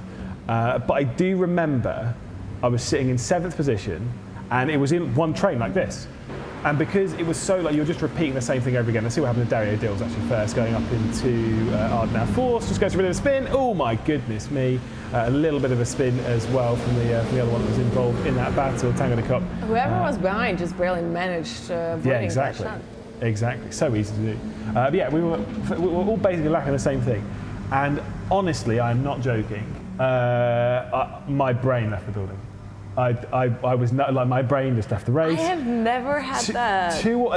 I'm pretty sure 2 or 3 laps had passed, and I remember going into Brooklands, and I was looking down. I was like looking. I remember being like, "What are you doing, mate? Hello? For real? Wake up!" Yeah, no, exactly. That's crazy. I just went into some weird autopilot, didn't make a single mistake, didn't go quickly. I know people will be like, "Oh, is that like the Ayrton out body experience?" No, I'm not that good. But my brain just was no longer a part of the function of racing. That is crazy. So but bizarre. I think that is my struggle with sim racing, because for me it's quite exhausting for the eyes as well. So I race and I get really tired quickly. So racing 90 minutes, I would be definitely doing those second naps on the simulator on Dettinger Höhe, because for me it would be brutally exhausting compared to real racing. I think 90 minutes of actual Nordschleife is as exhausting as doing it on a simulator, at least for me. So. I think, again, I had a conversation with a lot of drivers about this. Dennis Lind is one who does a lot of sim racing and real racing, obviously in GTs and stuff. I've had conversations with Alex Brundle about this as well. They all kind of say that endurance racing and sim racing, and I think you can effectively call this in a sense an endurance race. You're going for an hour and 40 minutes basically by yourself. This is basically an endurance racing stint. And they all kind of say the same thing, where it's like endurance racing and sim racing is exhausting in a different way than it is in the car. I was about to say that. You get adrenaline to like keep you going. In sim racing, you don't really get that level of adrenaline. That's one thing. And you don't have as much. The car's not telling you what it's doing. It's just your hands and your eyes. And exactly. That's tough. Exactly. That's what I was about to say. It's not just that that you have the adrenaline keeping you up and also making the time go past quicker, I guess. It's also the fact that in cars, even though people always say it's not a sport and you have whatever, it is physically exhausting, like actually. And especially on a Nordschleife even more. And on a simulator, you just don't have that factor. And on a Nordschleife, it's more mental, I think. Yeah, so for me it's also different, but I think the simulator pain is more pain than the driving pain. I think the adrenaline feels quite good actually. Look, I'm sure enough people watching this, if you have driven, and again I'm not recommending you do this, but I'm sure enough people watching this have like really attacked an on-ramp going onto the Autobahn or a motorway or a freeway or whatever, where you kind of go at it with your car and you think, I'm going to do this as hard as I can, especially if it's a twisty one, you can't help it. You can't help it. And when you do that, there is that kind of thing, especially if you're pushing to the limit of whatever your road car is, you kind of hold your breath a little bit and throw it in and you'll kind of like move with it. Now imagine doing that in a race car, going much faster. And for 90 minutes. And for a long time, right? And then having cars back, forth, this, that. It's hard. It is quite intense for sure. And then also, when you're racing in nighttime, you have everyone driving around with their high beams on. I love racing. Do you? I love it. It is the best thing ever. I've done it way too rarely. I haven't had too many opportunities doing that actually. I would love to do a 24-hour race. I think that is really just insane and so cool. I've watched a lot of them actually, but yeah, can't wait to race my own 24-hour race someday. The sooner the better. However, I think night racing, especially sunset racing, is just beautiful. Out of this world. It's like really, life feels surreal. I'm not sure if maybe that's just my generation, maybe the viewers can relate. There's so many videos currently going on, like viral on Instagram about how it feels to put your helmet on. Right. And then it's like not just the noise, not that it's loud on track, but really actually it is. But as soon as you put your helmet on, the feeling of how the world like turns off. Yeah. It's actually really cool and it's really true. And you don't really, as a racing driver, you're not that aware of it anymore. But that's, I think, more of the reason why you love it than the speed. Because the feeling of being all by yourself is so crazy. Well, see, again, in GB3, we've had team radios this year. And a lot of the drivers have been like, I don't really want them. Oh, for sure. Because they like being most drivers actually. No communication with anything. Yeah. They just want to be them. Yeah. I've always said this kind of, especially, this is why people love like the Nordschleife is that, when it's just you and the car and nothing else. Louis Balicki, by the way, has just retired from the race. I have just spotted that one, dropped right the way down the order, was running behind, I think it was running behind Luca Monroe. Oh no, but Balicki was out quite a while ago actually, by the way. That's what I said before, both of the Balickis were I saw them pitting and dropping down, but someone else has dropped down fairly recently. Might be Sam Chapman actually then. Yeah, probably. It is Sam Chapman, there we go, we are getting it. So yeah, Louis Balicki, like I say, was out of the race a little bit earlier on, fair enough. Did see some more drama. Obviously, the Nordschleife has bit, and here's Tamas Simon and Sarah Dove going side by side up towards the Bravery corner, up towards the Nook curver. Let's see what's going to happen. Tamas Simon to the outside, Sarah Dove to the inside, and Tamas Simon will clear that one beautifully. Sarah Dove dropping now down into 10th position.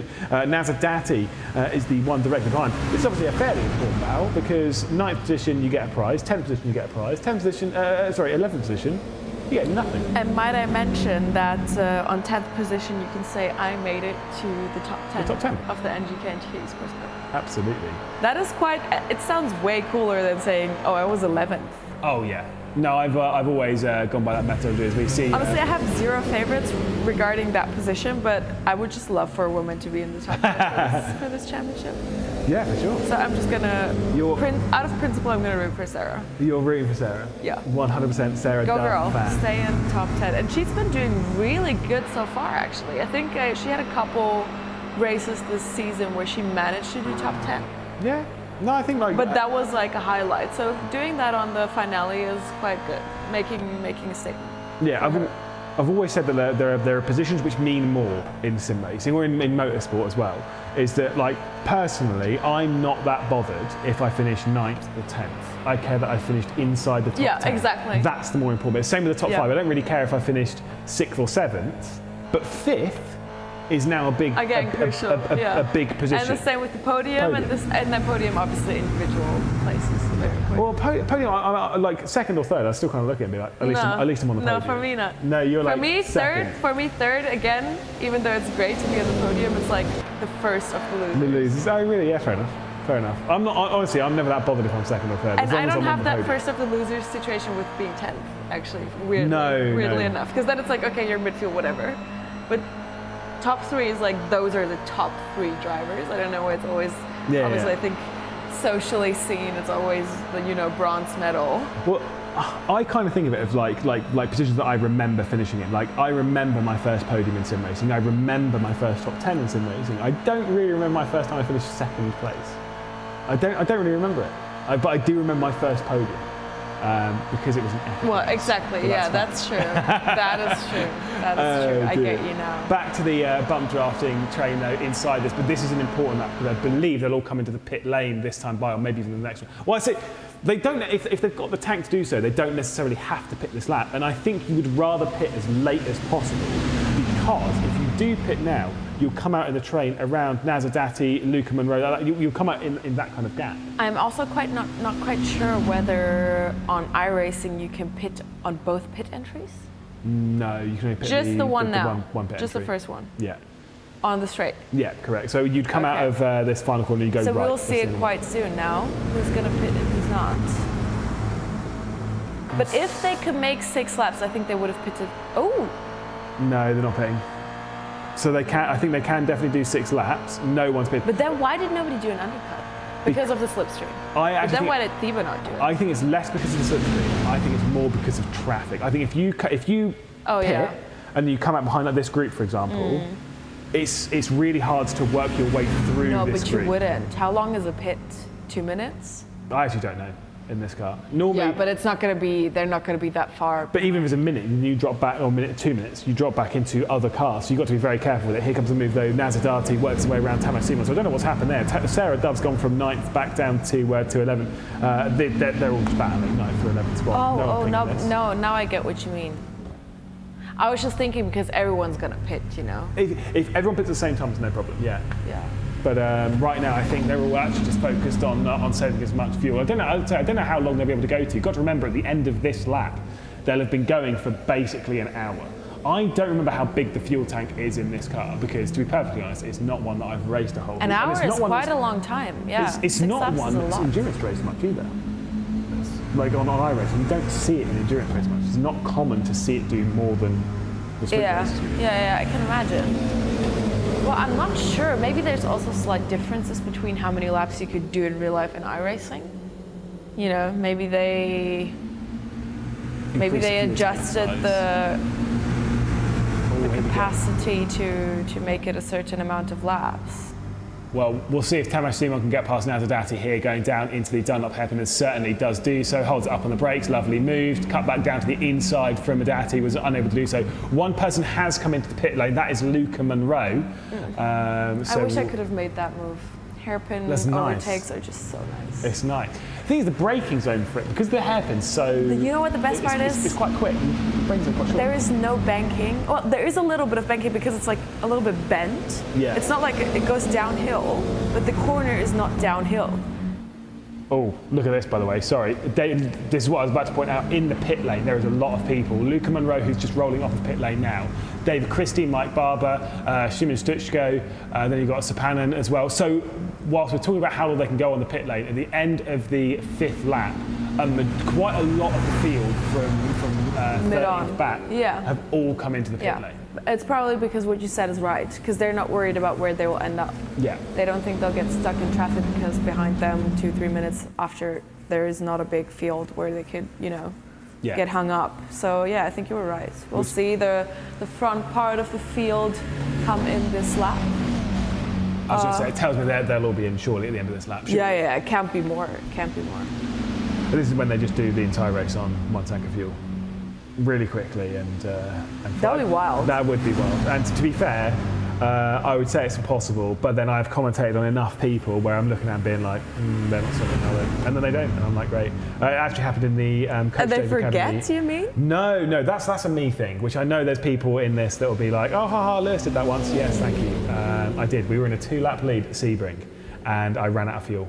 Because I forgot to, I completely forgot to pit. But why did nobody tell? You know, That's like, what I your said. That's always teammates? my excuse. But they were like, But, you were the one. but in the car." then I must say, often people just assume you know what you're doing. Like, they have too much confidence in others. I was So in do I, though, pure usually. autopilot, and honestly, I was like darting through traffic. It was in LMP1. That happens. Darting through traffic, just completely forgot to pit.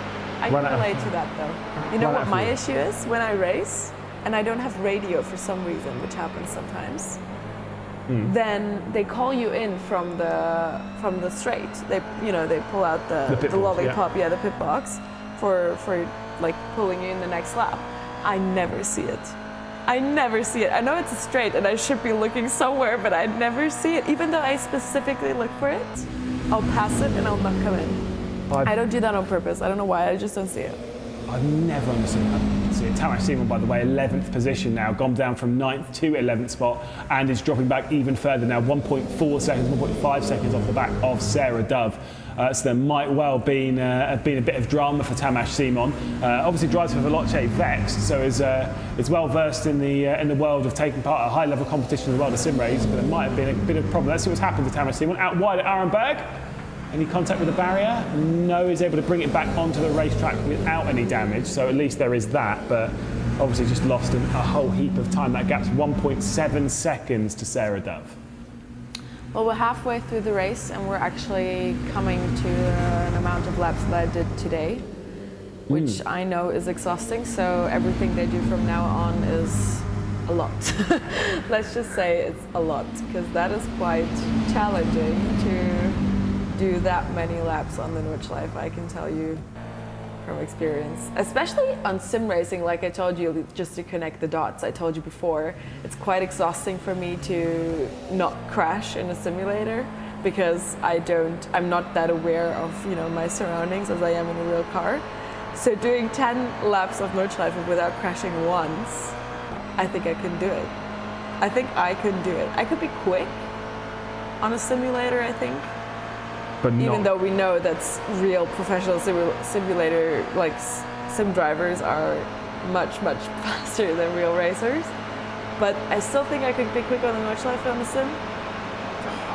But then I could not do a 10-lap race. It's so tricky. Like I said, I mean, I'd love to do the Nürburgring 24 hours. We're getting more bump drafting here up towards Mutkerber. I'd love to do the Nürburgring 24 hour, which happens obviously every year on iRacing, and it's coming up. It's not that far away before we take to the green hell for 24 hours of racing. I would love to do it.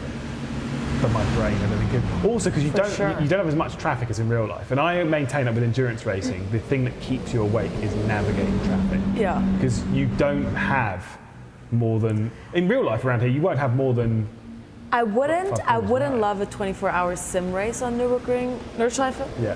But I would love a 24-hour Nordschleife sim race like it is in real life. Yeah. So with different classes, that's what people don't like on the real 24-hour race, that there's so many slow cars on there. Yeah. But on a sim race, that will make it so interesting.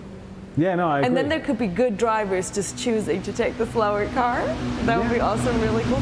Do you know I'm not sure if it's 24 hours, but there's a race in Spa where they race these like go-kart cars. I don't know what they are, but it's like a massive thing. There's like 100 cars on there. They do that with C1s, I know. I'm not sure, but it's like it's a one-seater. Oh, there's definitely not that, but no.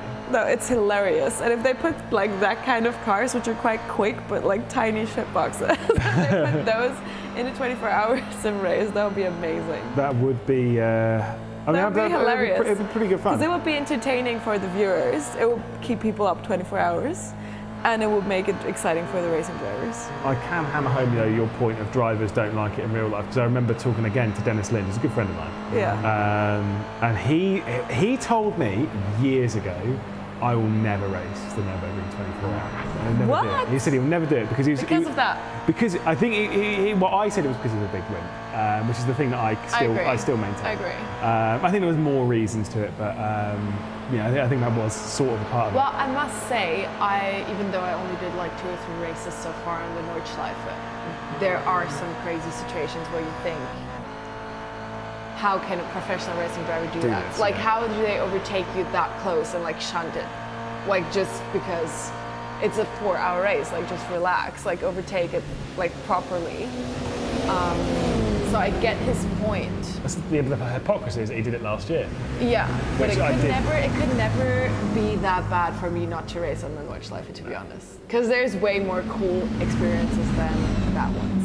I was going to say, I wonder if he's racing. It's kind of one of those ones you do it once and you're like, nah, I've got to do it again. So yeah, exactly. That's how it is. That's how it is. Because it's like a girlfriend. Even though you get annoyed by it, you let it be for a while, and then you start missing it again. Yeah. You have to go back. Dennis Lind, that's wimp. how it is. Absolute wimp. There was a switch on this lap, by the way. Alessio Bender and Harry Fox have switched positions for 5th spot. Here comes a switch though for the race lead because they're coming into the pit lane this time. And so Vince Peters does not want to come in behind Alexander Dieber. So Vince Peters will now actually want to take over the race lead. Does indeed do so before we get down towards Tiergarten. And here comes the train from behind. Nicholas Nolder trying to move up, getting past Alexander Dieber with a bit of a bump draft from Daniel Muth. Now take a picture of this, because this is what we're going to get on the last lap of this race. All kind of wiggling around as they work their way under the bridge and down the hill towards towards Tiergarten. Nicholas Nolder, your race leader, with Daniel Muth behind, Vince Peters and Alexander Thieber. They head back up towards a hill. Oh my goodness me. Vince Peters is having a look down the inside of Daniel Muth. That's so risky as we get onto the breakdown into the final chicane. Vince Peters does not want to be in third spot coming into the pit lane. He really wants to be the race leader. What does Alexander Thieber do? Are they all coming down to the pit lane? Yes, they are. Thieber cannot make any progress. So he has gone from first to fourth in all of that as they all get onto the break. That was very close. That was insane. I had to hold my breath. That was very, very intense.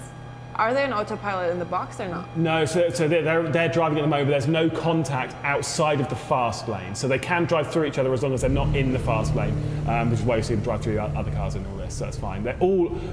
Their pit boxes, by the way, as well, if you don't know, their pit boxes are in qualifying order. So Thieber's is the first, then it'll be Patrick Thompson, then Alessio Bender. But this is why Vince Peters is 7 cars away from the front, because he is... that makes sense. Yeah. That is really, really interesting. That was super intense. You saw how they were just waiting on it, and then they went on each other like animals. Here we go then, leaving the pit lane. Are they all going to leave in one big group? Yes, indeed. Alexander Thieber's a little bit further behind it, but I'm sure there's not going to be too much drama. There, again, contact is back on. Vince Peters has actually jumped Nicholas Nolder in all of that, maybe by taking slightly less fuel, but down into the first turn. Look at the gap back to Alex Thieber. It is... Well, we'll let it settle for a second. It went up to about 2.5 seconds there. I think it's probably about 1.5 seconds back to the number 10 car behind. He's surely got a place to close in. Oh yeah, but that was really interesting how I think Peters came in second, right? And now he's first? He's first, Like yeah. you said, yeah, taking a little bit less fuel was a good strategic move, hoping it works out. Oh, Alexander Thieber, Urano Esports? I don't think so. Sorry to instantly drop that one on What happened there? Urano Esports are no longer a thing. That one, I don't know. To be fair, this is a good shout. Does Alexander Thieber have a seat in the world of sim racing at the moment? Because I actually don't know. You definitely don't, so that's fine. Unless you've got good contact with Alexander Thieber. But he was with Urano. But then Urano shut their doors at the end, literally December 31st, end of last year. They've shut their doors. Wait, is he racing in the real? Or what are you talking about? So Urano Esports, Yeah. the team that Alexander Thieber was a part of. Oh, you mean like whether he's with a team? I don't think he's with the sim racing team anymore. Oh, that could be. Which, if he's a free agent, I'm sure various teams will be looking at this thinking, ooh. Yeah, but what Let's- happened? Why did he lose 1.5 seconds? Because he came out of the pit quite close. I think he might have taken more fuel. Why would he do that? Exactly. Why would he do that? To be fair, there are ways that you can take fuel. It could be just a miscalculation, taking an extra litre or two. I was about to say, because if one of the guys just made a strategic move of taking less fuel, then I would say, okay, maybe he's making a mistake and regretting it on the last lap. But it seems like the other 3 knew how much fuel to take. Yeah, I don't know. To be fair, if you're Alexander Thieber, I wouldn't be too worried about, because as much as that gap is quite large, I still think he's got. I mean, he was on pole position by a second, right? I think he's got the pace to close back down. I know they're all close. I know they're going to be bump drafting. The panic will set in once they get onto the Duttingham. If the gap is still large. He was faster for a second, but the guys in front are pushing each other. That is true. Using slipstream and pushing each other. So I do think they are faster as a group right now than they would usually be. In qualifying, yeah, absolutely. We'll see what it's like though, as we'll look back to Darwin Romero now in a bit further down the order. I was going to say he's in 6th position, he's in 8th position at the moment. Michael Hafler-Darson directly ahead of him, and a big 10-second gap up to Harry Fox. Alessio Bender finds himself in 5th position. All pit stops, I believe, have been ticked off. There's a look to the inside by Romero, trying to find his way past Hafler-Darson. Not really the place to do it. I mean, you can give it a go, I guess. I think at this point, P8, like we said, P8 maybe not anymore, but P9, P10, P11, what we talked before, I think it's you can win it all and you have nothing to lose. Yeah. Because what does it matter whether you come in 11, 12, 13, but if you come in, top 10, that's something to go for sure. Well, I will say in that battle for 9th, 10th and 11th, post pit stop, Tamas Simon has the lead in that group by about 1.5 seconds. And then I don't know what's happened to Sarah Dove, maybe taking a little bit too much fuel, quite similar to what Alexander Thieber's done. And that gap's grown by 3 seconds. Lights flashing on Alexander Thieber, who Great point from Hugo Luis, thus proving that we are, well, especially me, I'm not going to drop you in that one, idiots. Obviously, Alexander Thieber would have needed to take more fuel because he would have burnt more fuel because he was always in the lead of the race. No, actually, I'm not an Great idiot point. because I was thinking that before, but I was thinking But from you a didn't different say it, perspective. though. But I was thinking from a different perspective. I was thinking a Peters who took less fuel to come out quicker, Right. who is now on P1, Yes. will burn more fuel, so he has less than the others, and he will use more. That's something I wanted to say, but I didn't want to sound like an idiot because I wasn't sure whether that's the case. But now by not saying it, Yeah. Next time I'll make a fool of myself. Whatever. you just got to commit. I knew, I thought I had 2 genius ideas already bubbling out of me this that's evening, fine. and I thought a third one would just make everyone else insecure, so I just kept it to myself. That's fine. Next time I would just spill it all. Look, it's Anyway, okay. but I'm looking forward whether Vince Peters is going to have an issue to the end of the race. Potentially, if he's going to be the race leader now, because I don't feel that Nicholas Nolde Maybe or he'll Daniel be Moose- pushed through the finish line with the other guys. I mean, I've seen it. I He'll have let seen it it roll before. on Dezember. He'll just let him be pushed. I don't over. know. I just don't know really what's going to happen in this group. Like, would do Nicholas Nolde, do Daniel Muth find their way past? Do they try and go for the move, or again, do they let Vince Peters sit there and burn more fuel? Because you've got to remember that. So Vince Peters, here's a double whammy. Vince Peters' numbers for how much fuel he's been burning are based on being behind someone. Yeah. So if he's put enough fuel in to just make it to the line based on those numbers, he's not gonna he make won't it. make it to the line because he's now burning more fuel than he was earlier. That's what I in the say, race. yeah. So, like I say, you're absolutely right. Like, how does Vince Peters go about this? We'll see. Maybe he'll give back his position. I don't think Will he'll they do let that. Oh yeah, for sure they will. Because right now I think the front group is pushing very hard to get away from Thieber. The gap's 2.3 seconds from Thieber to the race leader of Vince Peters. So it's about 2 seconds And off. it's steady. We need it around, for Thieber to be back involved in this fight, we need it around 1.5 seconds once we get into the Dezember. So he's got to find basically 1 second. around a second in this final laps. bit. He was very quick though. He was very quick in this final part of the lap earlier on in the race. So I can see, But right now he's losing. He's close because they're to going up the losing. hill, because there's no corners here, it's just going up the hill. So it's all just slippery and bubbly. Yeah, exactly. Well, we'll see. We'll see. Can you give me a commentator tip? Go for it. I don't know how the guys are feeling racing for 1 hour, but my voice is like slowly Oh, fading water. away.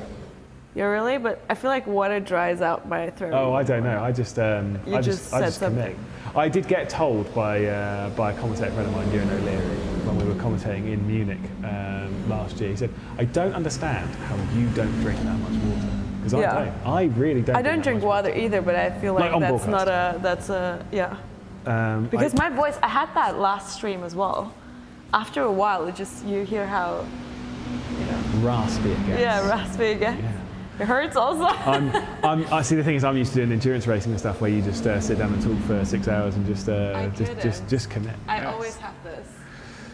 The gap, 3.1 seconds. It's actually gone very much the wrong way for Thieber. Now he is going to have to go full send at this part of the track and potentially go for, well, if he wants to win, it is now or never for him.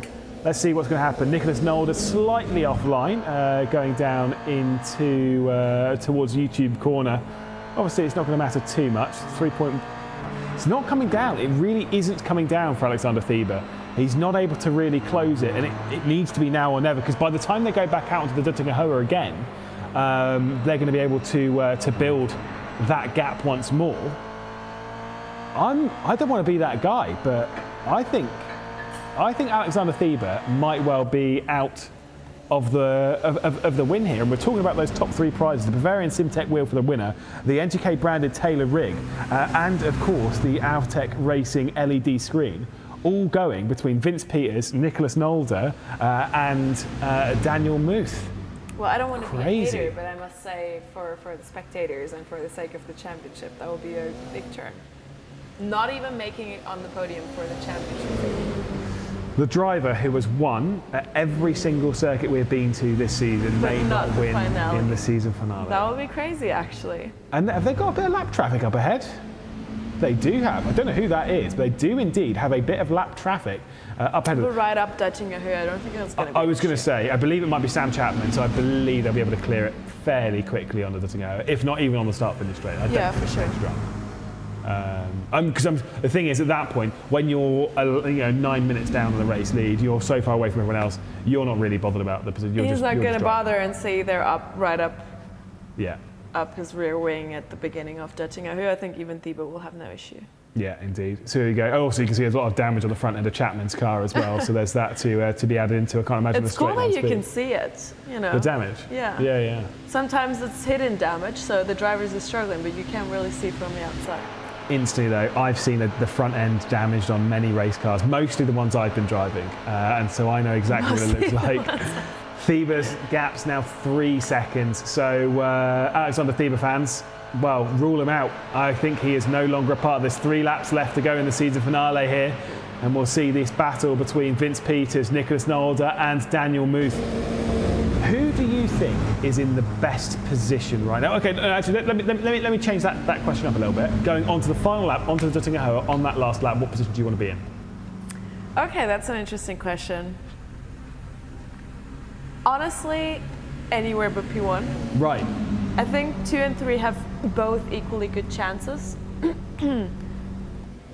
But usually, even though it's funny, it's always when two, like there's a German saying again, if two fight, the third one is happy.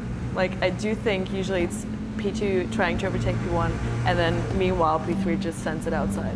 Yeah. And wins. That is usually what I would say statistically, once again, that will happen. But then again, you never know.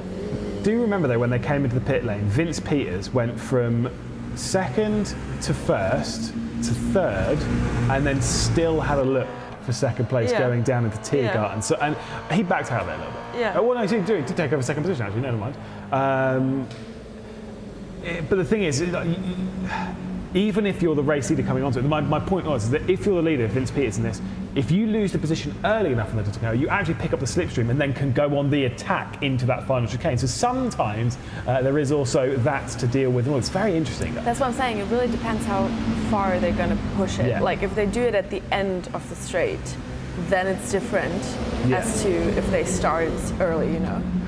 So if it starts early, it's going to be like you said before, like you're going to make the move and then, okay, the next one has still time to make their move, and then it's going to be a back and forth until the finish line. I think it's one of those ones where avoiding trying to be Ferrari at Monza, i.e. trying to orchestrate it, is the plan. If you try and orchestrate, if I'm in third position, then I can get the slipstream to do this, and I could do that, and I could do this, and I could do that. If you're trying to play just the cards like that, most likely it's going to backfire. Like you say, if you just go with the flow, if you just take it as it is and react to what's happening, you're going to be better off. I think you will be. At least that's what I would be telling myself. I agree with you actually, because if you make it strategic, you have less flexibility. Exactly. And as we know, racing is so complex. Always, you never know what the other driver is going to do. We have these statistics that we keep pulling out of our hats, out of somewhere, all evening long. But then again, there's always exceptions. So, and in racing, it happens quite often that the unexpected happens. It's taking a lot of curb. I mean, I'm seeing Daniel Muth not taking quite as much curb as Nicholas Nolder was ahead, rolling through this section, and I think Alexander Thibaut is going to have a bit of a boring drive to the end of the race. Let's speak of other people that might be having boring drives but are still in solid positions. Alessio Bender is inside the top 5, which is exactly where he was aiming for coming into this race. He's 10 seconds clear of Harry Fox, and he's about 10 seconds behind Alexander Thibaut. I know he'll be disappointed after running in second earlier on, getting that slowdown penalty, but I'd say, do you know what? If your target before the race in the interviews was 5th place, you're running in 5th place, you've got to be happy with that. No, I disagree. Imagine how different his entire race would have been. You said he's in a boring position. He is. Yes. He was on the podium. He could have won one of our amazing prizes. Absolutely. And now he's just sitting around. Okay, obviously driving Nordschleife is always fun, but now he's just sitting around on P5. Even though he achieved his goal, it's so minor compared to what could have been without this one slowdown. Yeah. And he was the one, I think, who said when we were talking strategy, I'm just going to keep it calm the first 5 laps. Oh, he did not keep it calm, and he's going to regret that for sure. 100%. I don't want to be a hater again. Like I said, he's still doing amazing. I think in a race like this, to be in the top 5 is a great result. But again, if you know what potential you could have had, it's still going to be frustrating for a driver like him. Yeah, absolutely. I mean, like I say, I've had that in races before where I'm going into a round and I'm thinking, oh, yeah, just a couple of top 10s, I'll be really happy. And then you get end the up sniff of P8, the top but it 5. wasn't. You Yeah. get the sniff of like a podium and you're like, oh, and now I'm devastated with the idea For that sure, I finished. I'm like for sure. disgusted. I finished 6th. Ugh. Yeah. Whereas, like I say, if you 2 hours ago, I'd have been well happy with the idea of getting inside the top 10. No, it's true. Is what it is. Other drivers up there, though, that good to give a shout out. It's the Obviously, human greed, Lewis. oh yeah, you can't help it. Tamas Simon's another one who has gained a lot early on, and then kind of stopped gaining. Had a bit of a battle, obviously, with Navzati and Sarah Dove, and then received that slowdown penalty. Also had an off going into Ironberg, another one to really focus on that one. Got to give a shout out as well, Luca Munro. I said at the season finale, we had a little talk with him. Our final post-race interview was with Luca, and he said, he was like, I'm really happy to have done the season, blah, blah, blah, blah, blah. And I said, well, obviously you'll be with us in a few weeks' time in the season finale. And he said, am I? I was like, And you didn't know? I'm pretty sure you're in the top 40 in the points, mate. Where was he in the points, I think it was like 36th. I think he might have been in somewhere else top That's 30. crazy. He was comfortably in. He had no idea until we told him in the interview, so he was like over the moon. And now he's in the race. And he's running 12th, by the way. Not That's what I'm quite in saying, the prize yeah. paying position, but that's great. Still, that's an amazing result, considering he didn't even know he's going to make it to the finale. Yeah. No, but it's cool as long as you're in the front page of the stream and people see you drive. Exactly, yeah. Well, We're talking about the top 15 all the time, but there's 40 drivers on track right now fighting, which we don't really see because it's such a big track. That's always the case with the live stream on Nordschleife. Yeah, exactly. No, I do like the idea, like I say, that if I'm a driver, at least, especially if I'm not aiming for any prizes, I'm coming in there, I'm just qualified, I'm having a bit of fun here. If I'm on that first page, if I'm in the top 16, I'm that is happy. important. Oh, I think we can talk about frustrating things. It's frustrating to be just out of top 10, so I feel very sorry for Sarah because it would have been an amazing result. But then again, it's even more frustrating if you drop out of the first page of the when you're lifetime 17. thing. That is really painful. That is like ego pain. Yeah. Your position's now being rotated. Yeah. Rather than locked. Sometimes it's not even rotated. In a lot of live streams, they just cut you out. So Yeah, that's hurtful. Exactly. Did see David Christie got past Simon Stutzko for 13th position. So maybe he doesn't need to go back to the commentary booth. He is 30 seconds behind Luca Munro, though.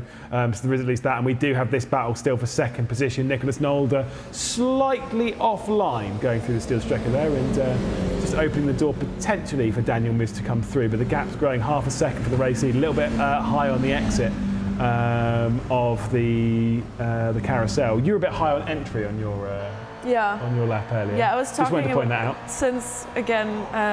Oh my goodness, look at this from Stutzko. Before we go on to that, Stutzko with an unbelievable move here on Dave Christie. This is fantastic moves. Going up towards Cameron Hard, Christie's out wide, into the grass, manages to bring it back onto the road though. Mike Barber's going to sneak his way through before we get down into Cameron Hard. That was an unbelievable place to go for a move from Stutzko. So much about stressing out your competitor. He did stress him out. Oh. He could have easily just closed the gap. Closed the gap, but he did not. No, absolutely not. Anyway, back to your terrible line. Was that Dave through Christie who carousel. went off? It was Dave Christie. Oh, you can roast him. Oh, so bad. and I will. I'm going to And I message really, straight really afterwards. hope it's your commentator colleague, because if it's not, that would be terrible. Roland on the ropes. That would be terrible. I think it's Roland OTR probably now on Twitter these days. So everyone go and spam him after this race to be like, mate, what was that drive? What was that? Poor guy, that is so bad. Please don't. No, don't. He's a lovely Rather guy. write something nice in the comments of the stream. Tell us, again, I love this question. I know it's very stereotypical. Who is the driver of the day? I think we'll see at the end of the race because I think there's a lot of trouble coming on the podium for the last lap, but still. Yeah, see, when it comes to driver, again, we'll discuss it post-race, but I try very hard not to pick the race winners. I always feel it's the obvious option. But I would actually, finally, I would have agreed with you as well, with Peters. If he manages to win the Seventh race, to first. if he rolls out on the last lap, he'll look like a fool. But if he manages to win, that would be an insane performance. Yeah, like you say, to go from 7th to 1st, to have strategised your way through it, to have played the cards, to have been that brave as well, coming into pit lane, into Tiergarten on the final lap. Again, it is a big, big if, because we're going to have 2 laps to go after this, and he is not cut and dry from the 2nd and 3rd. And I will say, the gaps between these three would be. I'd actually be a little bit concerned if I was Vince Peters, because the gaps being larger means now Alexander Thieber has only got to close in 2 seconds, two He and a can half take the seconds. speed from behind and just pass him without big fight. Thieber's not out of this. I said he was out of it, ruled him out of it. If this group battles, That's again the question what we talked before. If they battle at the beginning of the straight, yeah.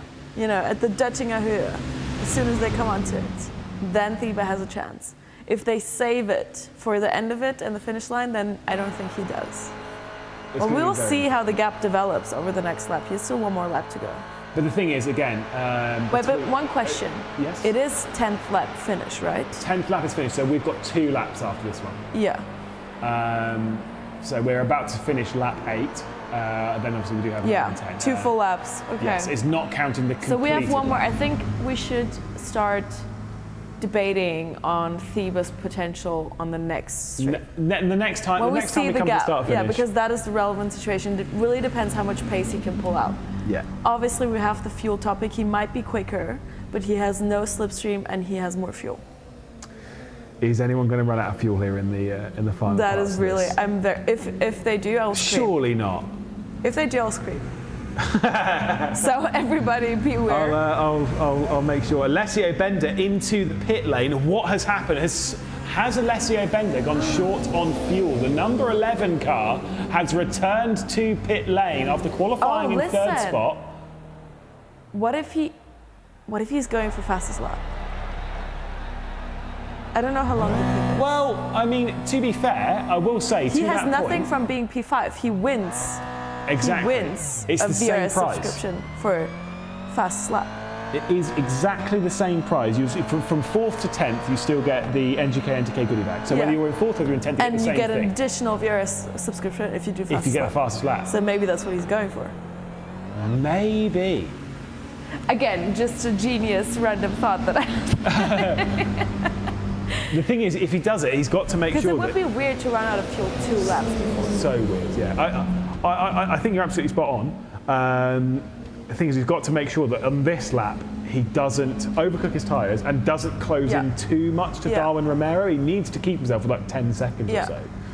No, I do think that's the situation, because else, if he wouldn't need this gap lap to have a bit more potential for the fastest lap, then he would have came in the last lap for fuel, not now. You can That's see what he's doing. That's interesting. He gave up his very valuable P5, which we talked about before. his But goal he says of no. 5th. No, it's fine. He's a material girl. Yeah, no, respect to him. Hey, a VRS subscription is pretty good. It's generally where I go to. Oh my god! I hope nobody's gonna roast me for using all these new gen. You go for it. I'm disgusted by it, but you go for it. I'm sure.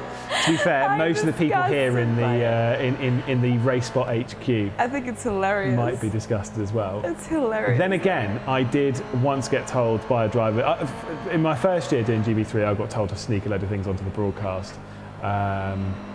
And I can't remember what it was. Oh, yeah, no, I do now instantly remember it. For the season finale, the last race of the season, they said, can you get Giga Chad onto the broadcast? And I said, no problem. Giga Chad. Yeah, and absolutely. What does that even mean? No idea. Giga Chad. Absolutely no idea. It's one of those things that young I people would do say. it something like with. Oh, I'm young people. I don't know what it means. I don't know, mate. All I know is that I'm not young enough to understand what it means, Okay. and so I just committed, said it, and then got told off for saying it, which is fine. I don't care. Well, I think it's funny to bring in like funny random words. It's cool, Like eases what? up tension. What? Give me a funny young person word. Material girl. Just Yeah, said that's It's okay. hilarious. That's fair enough. Material touche. girl. I don't know what else is there. You put me on the spot. I have nothing in my No brain. worries. You can think of that, and then you can drop And one you can after analyse the the race. race, okay. You can drop it after the race, all right? Okay. Because whilst we're in it right now, we still have this tight battle for the race lead. Again, we're not expecting any major position switches from it. The tension's building, though. Nicholas Nolde will start feeling that pressure behind the wheel, as will Vince Pears, as will Daniel Muth. To be fair, Alexander Thieber at the moment is the driver, as you can see highlighted in purple, is the driver with the fastest lap, so we'll be winning the VRS subscription at present. We'll see if that moves its way down to Alessio Bender. This is the thing though, is that when you have these bigger gaps that appear between these groups, they're not close to each other, so they're not bump driving, they're not doing it, they're not keeping as one tight gaggle, like what we were seeing maybe earlier on the race between Dezember and Vince Peters. Do you think they're doing that on purpose? No. If I were them, I would want to keep as close as possible. Not sure. It is quite hard to keep the line, actually, just from a perspective. Oh, for sure. Yeah, like personally, since I know I will anyway pull up on the straight, I would not necessarily go bumper to bumper. See, the reason I'd be, like, say for example, like Daniel moved from the rear end of Nicholas Nolder, the reason I would want to be that, I understand the risk, and I understand, like, if it were a normal scenario and we were like one big group of 5, whatever, no problem, I'd go for the bigger gaps. But the reason why I want to keep it as close as possible is because of the risk of Alexander Thieber closing back in. To just keep the slipstream as high as possible? Exactly, to try and make sure that this group is moving as quick as possible right now. It is the highest risk, sure. Maybe they don't see that risk, either they've written it off, or they're maybe not even aware of it. It would be easy to kind of just be like, oh, Thieber's not a part of it. I feel like that's the case, because they don't see him in the rear mirror. 3 seconds is that they don't see him usually in the most cases in the rear mirror. Well, so the reason why I'm out saying of about sight, this out of mind. on slipstream, for example. Okay, now this is not what's going to happen, but like let's say, for example, if Vince Peters went slower here through Bergwerk, right? If he was slower there to make sure that the gap was closer, yes, he would lose the initial 0.4 of a second, 0.5 of a second, but the instant bump draft coming in from Nicholas Nolder, they would actually gain more on the entirety of the run up towards the Moot curve than they would do if like they are, like if they play like this, if you slipstream up and then bump draft, because at the moment Vince Peters is not gaining anything. It's only now that he starts gaining and that gap starts building to Thieber. So it's one of those ones, like, interesting. If you really want to play this as fast as possible, you'd have to lose a little bit of time to gain a lot of time. But again, this is the whole thing of what we were saying earlier on. Do you want to try and strategize your way into a larger gap, or sometimes should you just drive, let it happen and drive? Yeah. Well, I would say save that for the interviews, but then again, is that really one of the most important questions after you know whether you won or not? But actually it is. It is quite interesting. We could ask them afterwards whether they really did always go and try close the gap, or did they sometimes just, leave those 0.2 to have a better drive. I'll tell you what though, Vince Peters, I don't want to be that guy and be brutal, but I will tell you Vince Peters is driving better than Nicholas Nolder and Daniel Muth at the moment. The way they left the carousel there, they left way too high, lost a bit of speed, but that's when the slipstream, you're saved by it. You can drive, I wouldn't say much worse, but you can drive a fair amount worse than normal, less perfect because than normal. Because you're pulling back, you're going to pull because back. you've always got the slipstream. That is quite interesting as well, yeah, that's true. And that's why what happens typically in these kind of scenarios, if you're running in second place for ages and then you take over the race lead, almost instantly, like a lot of people make mistakes. That's straight true, away. For sure. Definitely. You lose the reference, your speed's different into the corners, and you got into a slightly complacent scenario where you have been afforded to make a couple of mistakes. It's really a terrible situation for Peters. How many races I've seen where it's been one race leader the whole entire race, and then last lap they take it all away. Yeah. And then, like you said, sometimes it's not even legitimate. Like sometimes it's really not deserved because they had the slipstream, they could have done worse. And if they would have had one lap after, they would have lost the first position again. But if they take it on the last lap and Vince Peters has no chance to counter, that would be really painful to see. We'll have to wait and see. We've only got a lap and a little bit left to go here in the season finale. Down the hill they'll go through the second Flants Garden, obviously up to your favourite part of the track, through the Stefan Beloff S. Absolutely pinned to the throttle to the ground. You see how the cars are like kind of going straight, but the track is so uneven that you're fighting with the steering wheel so much when you drive, so it's really fun. They really dance. This is one of the things where everyone just has to try it themselves. It's better than watching in that case. Sometimes it's really interesting to just watch races because that kind of racing not everyone can reciprocate, Absolutely. I mean, Nicholas Nolder, I don't know if his mind's fully in the race. He keeps giggling to himself. Either someone, so whoever's on the radio to him must That be is something absolutely we'll have to hilarious. ask. We'll have to ask. Was he talking to someone or is he just... But yeah, Who is he talking to? That is the question. who are you talking to, and are they funny? We are told it's a spotter, which is fine. Obviously, you will have spotters, race engineers, instantly in for the water. I like that. Get yourself hydrated for the maximum focus. The last thing you want to do is think, oh my goodness me, I'm Oh feeling yeah, and since he's a little talking so much to dehydrated. his spotter as well, maybe his voice is also going. You're really on this whole talking It hurts. ruins your voice, does it? It's like painful. Goodness Well, but me. now, what we said before, I think we can write off Debo officially. I don't see that happening. With 4 Same. seconds, one more lap to go, that's it. Same. I It's don't. not I don't happening. see it happening unless. That is crazy, Lewis. That is, I think, the first wow moment we have right For sure. now before the finish line. And- Before the last lap finish line. And the moment. thing is, he's not been removed from it through any crash or drama or this or that. It's taking more fuel in the pit lane.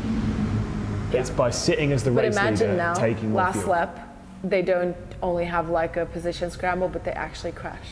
Exactly, there could be an incident, especially going down. The likelihood of incident going down into Tiergarten is It's so very high. high. White flags in the air, final lap of the race. Then Nicholas Nolder resets the fastest lap of this race as well. And again, the prize for that, a VRS subscription. So these cars are getting faster, the track is getting quicker, the drama is getting higher. Vince Peters leads from Nicholas Nolder and Daniel move the top three. Alexander Thiever sits 4 seconds behind in that fourth position. Do keep your eye on 8th position, Alessio Bender, 49 seconds off the race lead short, not getting fastest lap on the one that's just been completed, but we do believe is aiming for fastest lap on the final lap of the race. Can he do it? I was got about enough to gap. say, but then, so he changed tires, not anything else. I But that believe was so, too yeah. fast for the tire change. If you're only doing tyres, if you're only doing tyres and not fuel, because I don't believe fuel and But tyres is he concurrent. was in the box for maybe a couple, like 10 seconds. 5 to 10 Yeah, seconds. I think it might be, yeah, he wasn't in the It's box very weird. long. It's really weird. And then he doesn't have slipstream. Obviously, he's not gonna. I don't think he's gonna manage to be quicker than Nolder. So maybe that wasn't the case. We'll need someone from Dura Esports to tell us exactly why Alessio Bender came into the pit lane. Could have been a mistake, could have not taken enough fuel. Really, I'm really curious about that. That's a very weird one. Because throwing that position away, even though you don't really have an advantage from it, it's still weird. So we definitely have to go after that after the race. This is when people are spamming it in the YouTube chat, and unfortunately at the moment I can't see it. So, sozzles. There you go. That's true. That's another one that young people would say. I have no idea what it means. Sorry. Suzzles. Yeah. Don't whiz was. That's one from my childhood. Whiz was. Whiz was. Please don't worry about it. I don't.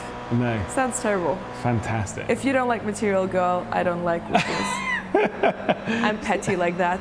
That is unbelievably petty. Right, on to the Nordschleife then for the last time in this race. Who is coming out on top? Surely, again, we're not going to see any moves until they get down to the Duttinger because they all know that if Nicholas Nolder goes for it earlier. Yeah, rarely Isn't enough, I missing think this Zolder. is one of the situations where you can actually count on it being calm. They're not going to make a move now. You reckon? They're not. Yeah, I'm certain. It makes no sense at all. Yeah. Because it's just risk and zero gain. It was Kimi Räikkönen in 2013 at the Korean Grand Prix where he struggled, I think it was behind Nico Hülkenberg, for the entire race. And then for some unknown reason, and I remember watching this, fairly new to the world of motorsport and all that kind of stuff, and I remember watching him dive down the inside into the first corner. It was the first time he had a move on Hülkenberg all race. Made a big dive down the inside of the first corner, and I remember thinking, why would you make a move down the inside of the first corner at Korea?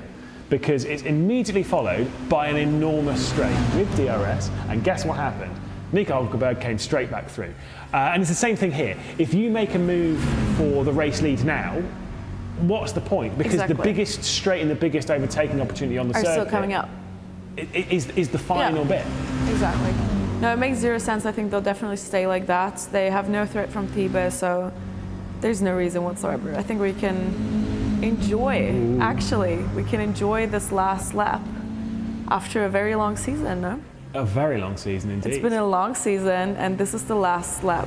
I don't think they're enjoying it. Oh, they're not. They're like full on beast mode Stress. right now. Yeah. We're like, oh, now we can sit back and enjoy this last wonderful lap. So can the viewers. Sweat dripping down the face. Daniel Muth struggling, thinking, why did I put VR on for an hour us and 40 just minutes? enjoying it. I'm just sat back. You know, I know afterwards I'm just going to have a nice breather and you know, head back, have a nice sleep. These lot, you won't be sleeping for hours after the race. I'm sure. Oh, there'll be tough discussions on Discord. I can see it already. My phone will be lit up.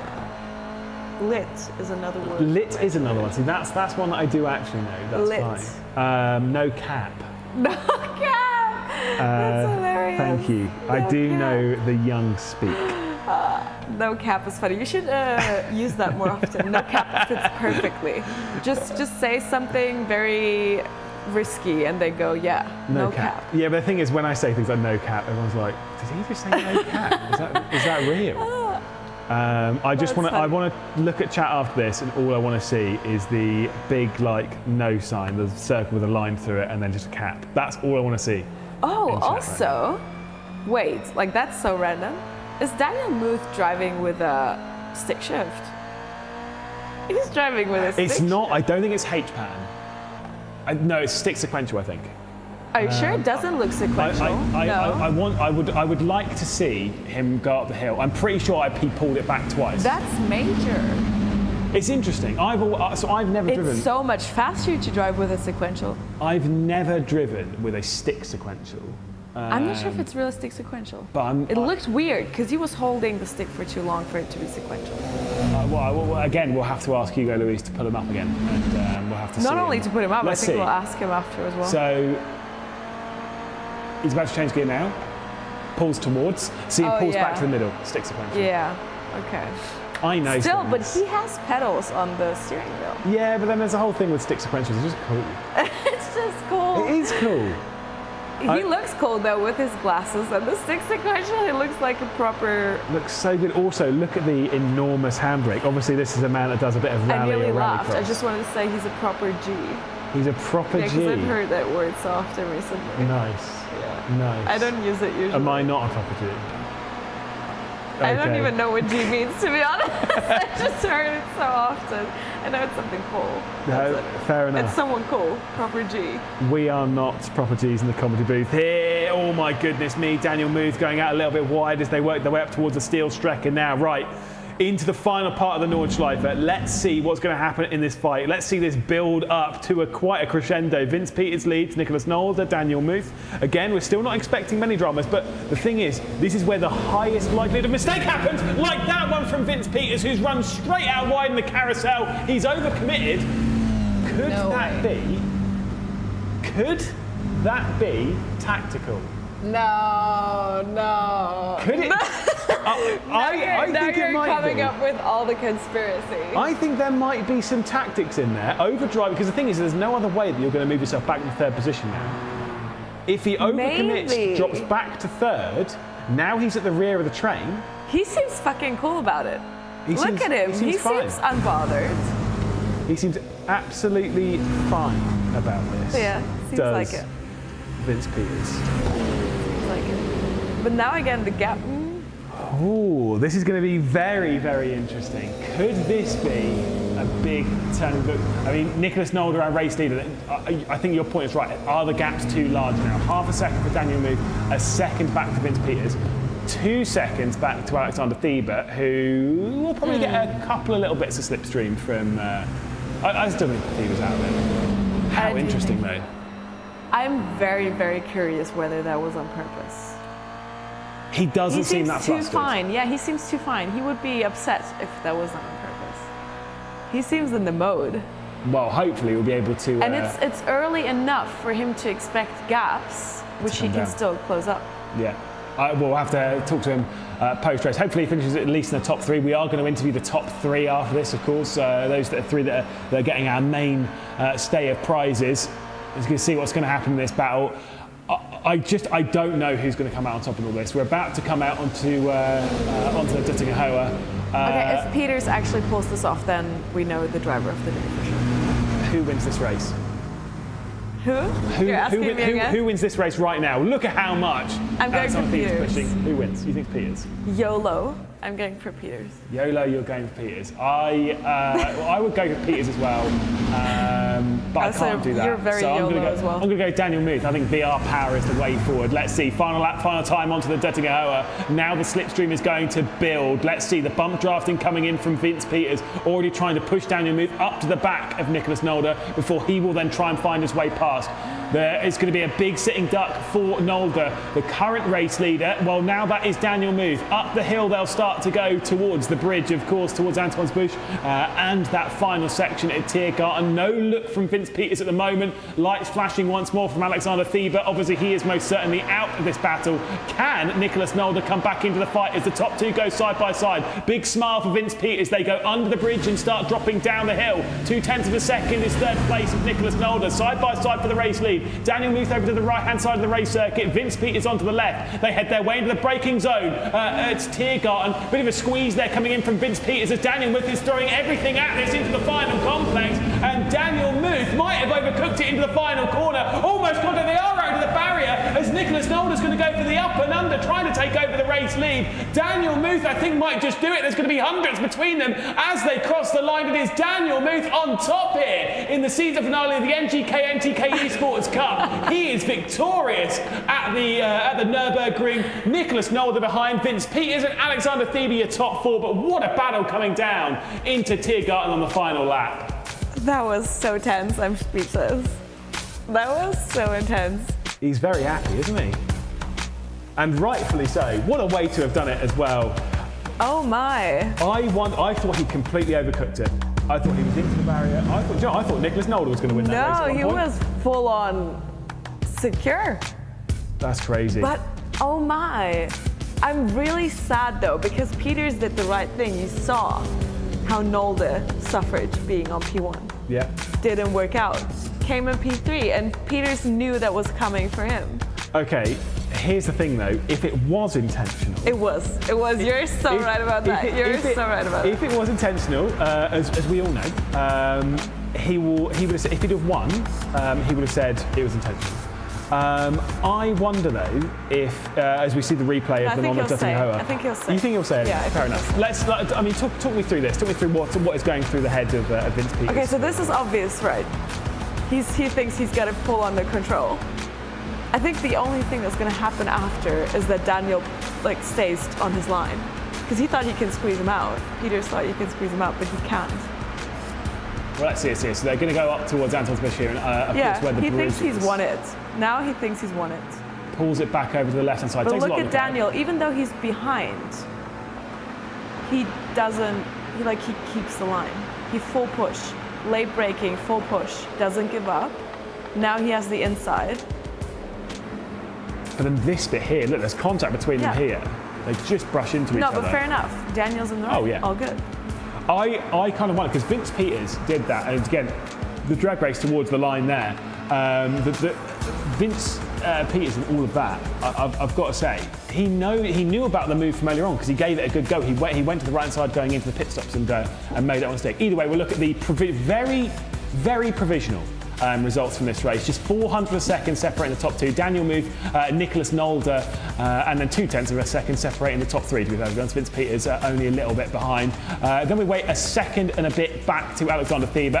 Harry Fox having a little bit of a boring race by himself. Dion Romero and Michael Hafnerdarson. Alessio Bender had 2 pit stops in the race. We're not 100% sure as to why. We believed it was for tyres, but he wasn't stationary for long enough. And Nicholas Nolder set the fast lap of the race anyway, so does receive the VRS subscription. With all that, again, very provisionally. Tamas Sion and Naz Dati inside the top 10 with Sarah Dove, your favourite, you're her #1 fan now, being down in 11th spot, just outside of the top 10. Luca Munro, I still think an excellent drive to 10th position. Simon Stutzko, Mike Barber and Dave Christie representing commentators all around the world with their mediocrity behind the wheel. Juho Checo, Suppanen in 60th position, Noah Hendricks and then Daria Dills. Sam Chapman was the driver that dropped down a lap quite late on. Tango de Kock also having a couple of problems coming back into the pit lane a few times. Same with Sophie Aaron when even on the first lap going going down into the Dunlop hairpin. Retirements from both Bilicki's, Louis Bilicki and Tim Bilicki. Norbert Leitner had a bit of a spin going into the carousel. John Ellen had that moment going up towards the steel strecke where he got hit by Yanshi Lin. Patrick Thompson had big drama on the very first lap, as did Mike Plug at the rear end of the field. That is us basically done of racing. Hopefully we'll be able to catch up with our podium finishes, of course. You can see there the prizes being dished out on the podium. So Daniel moved the Bavarian Simtech wheel. Second place with the NGK branded tailored rig, sim racing rig that we saw a little bit earlier on in the show. And of course Vince Peters with the Alpha Tech Racing dashboard. I think Vince Peters might be a little bit, I think he'll be happy with the prize, fair enough. But obviously you're always happy when you win a prize. But he knows top spot was absolutely on offer there for Vince Peters. And he was so close. That's my point, yeah. He will be for sure happy about the podium. But as we talked before, if you've been there, if you were leading the race for a couple laps on the Nordschleife, you'll be bummed it didn't work out. And we'll ask him in a minute, but I really think that was intentional. And I'm kind of upset that it didn't work out for him. It's one of those ones, we saw it instantly. It would have been insane. So good, so good. I saw it instantly and I was like, oh my God, he's locked up and gone straight on. And then, oh, he's fine. Yeah, he's fine. But we can talk to the race leader first. I think that's also some congratulations are in order. Absolutely. We'll see about grabbing these interviews. So they're taking the headset off, that's fine. Right, he's back. Let's jump in to an interview with our race winner. VR headset thrown off, wheel pounded coming towards line. Can you hear us? Hey, I can hear you. Let me see if I can talk with this. Oh, right, your microphone's on that side. Fair enough. How was the race? How was the emotion coming across the line? That looked incredible.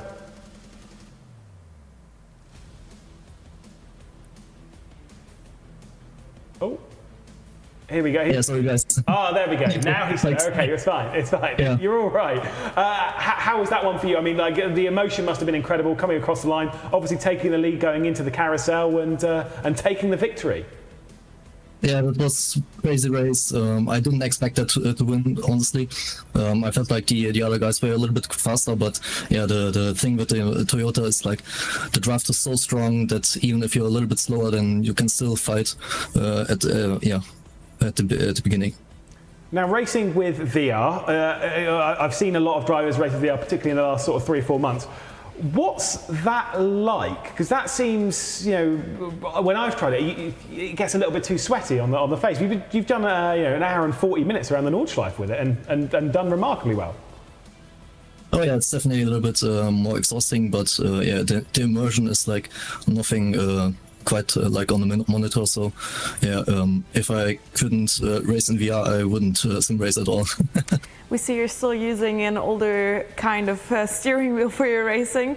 Are you excited to have won the Bavarian steering wheel? Yeah, definitely something quite interesting. Definitely have to figure out what I can do with it. But yeah, that's quite exciting. Well, I think you've had set up your own very individual rig with the hand sequential stick. How do you call it? The word's gone. Yeah, there's a sequential gear shift. Yeah, exactly. We already were wondering whether you're using Age gearbox. No, really cool. Yeah, congratulations again. Very cool that you kept it cool and you took the win. I think we're all very excited to see that last lap fight and you took the best of it. Yeah, thank you guys, and yeah, special thanks to my team, Nürburgring Esports. Awesome guys, and yeah, I'm quite happy to be part of the team. Well, cheers, Daniel. Thank you again. An excellent victory and very well deserved. Lovely. Congrats, Daniel. We'll jump over to second place, I do believe, Nicholas Nolder, who seemed to be having quite a few conversations driving around the Nordschleife and a few giggles as well. It seemed like a good race. You were race leading at one point, then you dropped down to third position, back up to second. What an exciting final sector there. Yeah, that was insane. I think I started the last lap in P2 or something. So and I knew that Vince could like drop out at the carousel to get behind, to get the run on two of us. He didn't did that. He did it in the first carousel, and then at that point I thought, okay, it's over for me. I'm gonna get P3. And then on the here, I don't know how, but somehow I was close enough. I forgot what I wanted to say. Somehow I got P1, P2. That's. You seem pretty speak happy now, sorry. regardless. It's been a the long important evening bit. for all of us, I think. That was quite exhausting for you, I'm sure. Yeah, how exhausted are you after a race like that? I mean, an hour and 10 minutes, or hour and 40 minutes rather, around here is pretty tough. Really exhausted. Yeah, I didn't practice for this, so I had no idea what I would expect. Only the longest stint I did was 2 laps, Wow. and then the race was I think 9 laps or something, and really exhausted. I also really got a pee because I drank a lot of water during the race. Well, we won't Yeah, hold you up what's too long. really We fun? just wish you a big congratulations. Obviously, we've been getting onto this big finale for a whole season. You did well. You performed under pressure, and you get a NGK NTK branded sim rig. So that's a nice finish to the whole season, I guess, also for you. And I hope the whole exhaustion works out for you. Yeah, this is really cool season. I want to say thanks to you guys for a really cool organization and pretty fun to race the guys. Everything went pretty clean, and I think everyone behaved pretty much. So really cool. We very loved cool. watching Thank you guys as well. Yeah, indeed. Thank you, Nicholas. And again, we'll run straight off, I'm sure. We did see him drinking quite a bit of water. We'll jump over now to Vince Peters as well, who qualified in 7th position, worked your way up to the race lead, dropped, obviously worked your way, I think, to 2nd position, then dropped down going into the pit lane, then back up going into the pit lane as well, then came out as the race leader, led for the final stint of the race, got to the final part of the lap, went wide at the carousel. Now, was that intentional? No, of course not. Yeah, I was I just tried something. I practiced the straight with my teammates earlier in the week, and it was just being lucky in the end, and I was unlucky on the last lap. Yeah, we were already speculating whether you're going to say that or not, because we didn't expect that. Apparently your colleagues did, but we thought it was a very great strategic move, and we're just upset, even though you obviously still performed amazingly, coming from P7 to P3, and doing well in the championship. We kind of thought that you're going to win this race with that strategy. Thanks for believing in me. Talking about how difficult it was transitioning, obviously from the season where we're talking about short sprint racing, where you've also got the reverse grid race as well, to this, which is almost more of like an endurance stint. What are the different kind of styles that you had to bring to this to at least compete at the front? I think, in the other races you had more laps of quali, and I wasn't as nervous as I was now, and that's why I made a mistake on my quali lap now. And I practiced more for this race because I really wanted to get a good quali lap, but it didn't work out in the end. The race luckily did. And the other races, the huge difference is of course the reverse grid. I think I managed that quite well all season. It would be nice to have that in the final, but unlucky. To put you on P1 in the first place, we saw that you did something in the pit box. You gained an advantage. Did you pit less fuel compared to your teammates? Yeah, I did. But I think I found a way to fuel save quite a lot. When we were bum drafting, I shifted to 6th gear. So and it was equally fast as P4 gear 4. So that saved me quite a lot of fuel, and that way I could overtake them in the pits. I think the most unlucky was Alexander. He got the unlucky part of leading the whole race, or the whole first part, and he paid off that. Yeah, in the end. that's true for sure. Yeah.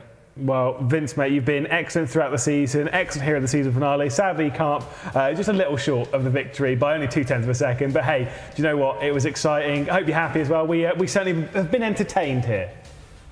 Yeah, it was great fun. Thanks for the season and the broadcast. Thanks Cheers, for driving. Vince. We do have one more. We do have Alexander Thieber, who we obviously caught up with pre-race. We're now catching up with again.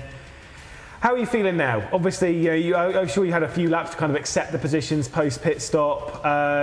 What actually happened? Talk us through it.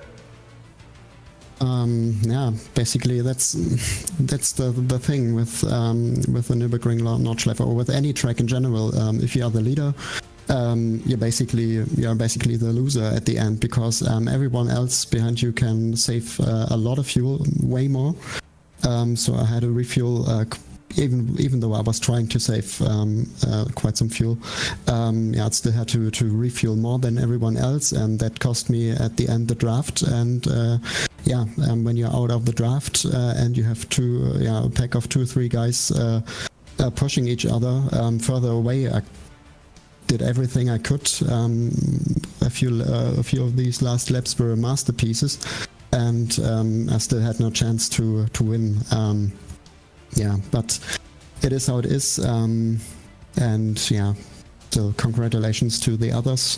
They did a good job, and Was there no way you could have dropped to the rear of the group, and like what we saw from Vince Peters? Or was that too risky in the opening stage?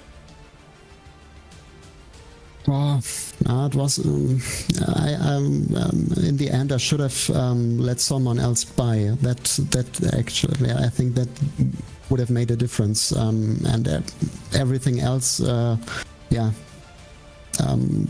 out of my hands. Yeah, that's really frustrating. Anyways, I mean, you really dominated the entire season. We saw what potential you have. It's obviously a pity that it didn't work out in the final. But like you said, you did a masterpiece there and everyone saw it, so at least you get the honors of being championship favorite. Yeah. Well, Alex, we'll let you go. We'll let you have a breather. I know it's been a frustrating evening for you. Thank you so much for at least coming for an interview. I do respect that. Thank you very much. Thank Great you. Sportsmanship. Yeah. Yeah, Perfect. and thank you for the great streams all season. Thank you, Alex. Appreciate it. Bye. Bye. Bye. There we go. Alexander Thieber, obviously That's so championship sad. favourite coming into this. That is really sad. Do you know, I can understand that frustration. You know, when you're, it's one of those things of racing in a race where there's a load of slipstream. It can be frustrating, it can be difficult. But I will say we do have a very worthy champion in the form of Daniel Muth. That was an incredible performance. We do, for sure. Yeah, it was intense, and I mean, we knew what was going to come in the last lap, but it was still very, very surprising. So yeah, I'm still upset for Alexander Thieber, because the same way we said everything is open for tonight and anyone can win, the same way anyone can lose. And a guy like Alexander Thieber being a season favorite, and we talked about it before, is he going to win, is he going to win, is it all already, written? And obviously it wasn't. So yeah, good for us, but obviously still a pity for him. It still has been a very exciting season. So again, we'd like to thank all of you for joining us through the NGK NTK Esports Cup, because we've had a great run. From myself, Lewis McGlade, from Patricia Stalazzano, we are over for the season, and hopefully there will be even more to come, because to be fair, we've had an exciting one, and I can't wait to see who's going to be on top next time. But Daniel Muth is our series champion here at the Nürburgring, and will take home the top prize, and we hope to see you in the near future. Until then, though, have a very warm goodbye. Thank you, guys.